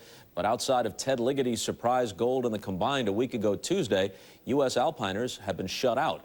Yesterday on the Today Show, former U.S. star Peekaboo Street slammed the team and singled out Julia Mancuso in particular. Here it is. I think there's an immaturity and a lack of focus and a lack of professionalism there, and you put into the games what you get out of the, or you get out of the games what you put into them. And lack of professionalism. What do you mean? She didn't stick to training enough? I don't know about the training. I mean, you can train super hard and still be unprofessional. She just has a lot of growing up to do and lose the tiara. Harsh words from Street, who incidentally was the last American woman to win an Alpine medal at the Olympics, a gold in the Super G back in 1998 at Nagano. Mancuso was the top American entered in today's giant slalom, the last women's Alpine event at these games. And so with the call, here are Tim Ryan and Todd Brookert. At Sestriere time for the women's giant slalom. Some frank words there from Peekaboo Street about this young woman, Julia Mancuso, and I can't say that I totally disagree with her, but she at least has lost the tiara for this race. Losing the tiara is a good thing, but I think those words are a little bit harsh. I think she is professional. I think she has focus. She hasn't met her potential here yet, but I'm not convinced that those two are connected. One of the favorites here today, Anya Persson, already with slalom gold in the previous race, getting instructions from down below. And the Spaniard, Maria Jose Rienda, who has 3 victories out of 7 races so far this season. For more on the conditions, let's go to our Steve Perino at the top. Todd, Tim, I'm not sure if you can see it, but that was the original start.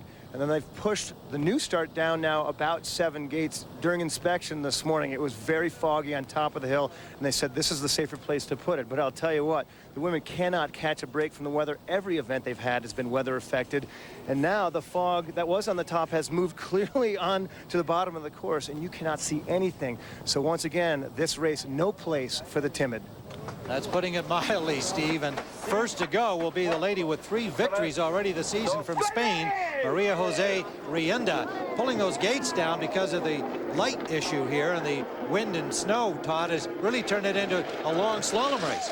Yeah, I think so. It's taken a lot of the challenge out of this hill, losing 8 turns off the top. Some of the favorites, maybe like Anya Persson, would favor the longer course and a more technical course. This one isn't. I mean, I came down and had a look at it this morning. These are fairly wide open turns, but I guess that's consistent with the conditions we have today. Rienda, a veteran at age 30, has been out on the tour a long time and was a slow starter to say the least, but last year she really got it going, concentrating primarily on GS, and this year she is second in the standings, having won 3, as we mentioned, including the last 2 races, coming in here in what she herself calls top form. You bet. She's really been exciting to watch, and she started off the season perfectly. The win in Aspen really, set things up for her. Here you can see these wide open turns down at the bottom, a little bit of terrain, but the snow that we had last night has made that surface here very, very slow. It's going to feel a little sticky to the racers. There's her time, 102.28 for Rienda, one of the favorites here.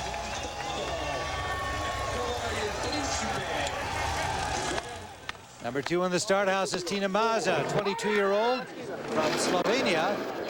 Last medals won in women's alpine from their country back in '94, but this is a very, very talented young racer.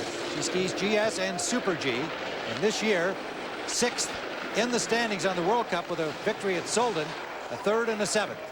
Tim, this is only the 2nd season that Tina has been racing more than just GS. She says the diversity has really helped her out in her GS, and she's a lot less fearful of speed. She's been racing since age 3. As a younger sister is a snowboarder. Very popular racer on the tour, and they all know that she's going to have a breakthrough anytime now. I'm surprised that Tina is back a little over 2/10 of a second, because that steep part is really her bread and butter. You know, she's a great technical skier, very good in the tightest turns. That should have been a part that she would have nailed on this course. Coming to the finish line, Rienda is the time to beat, and she does by 3/10 and takes the lead on the early going here of run number 1. Combined times of 2 runs will determine the medalists here in this final women's event. Anja Persson, already with slalom gold, the 24-year-old from Torneby, Sweden. Interesting, Todd, that she admitted that she had just been too tight during the rest of these games, even though she got 2 bronzes. That was not her standard in desire for gold, but now that she's got the gold, yes, I have relaxed. Everybody was right to tell me to do that, and I'm relaxed for today. Well, even Janica Kostelic was one of the ones that say, hey, babe, you got to mellow out. Yeah, you're too serious about this stuff. You know, and I think one thing is you can't want it too much. You can't try too hard, because then it isn't going to come out naturally. She's got a good start there, nearly 3/10 ahead on the early going. She is just a fierce competitor, though. So intense when she gets on the course. And you can really see she doesn't ski with a whole lot of finesse. You never say she had a pretty looking run, and she's gaining even more time. She skis like a bull.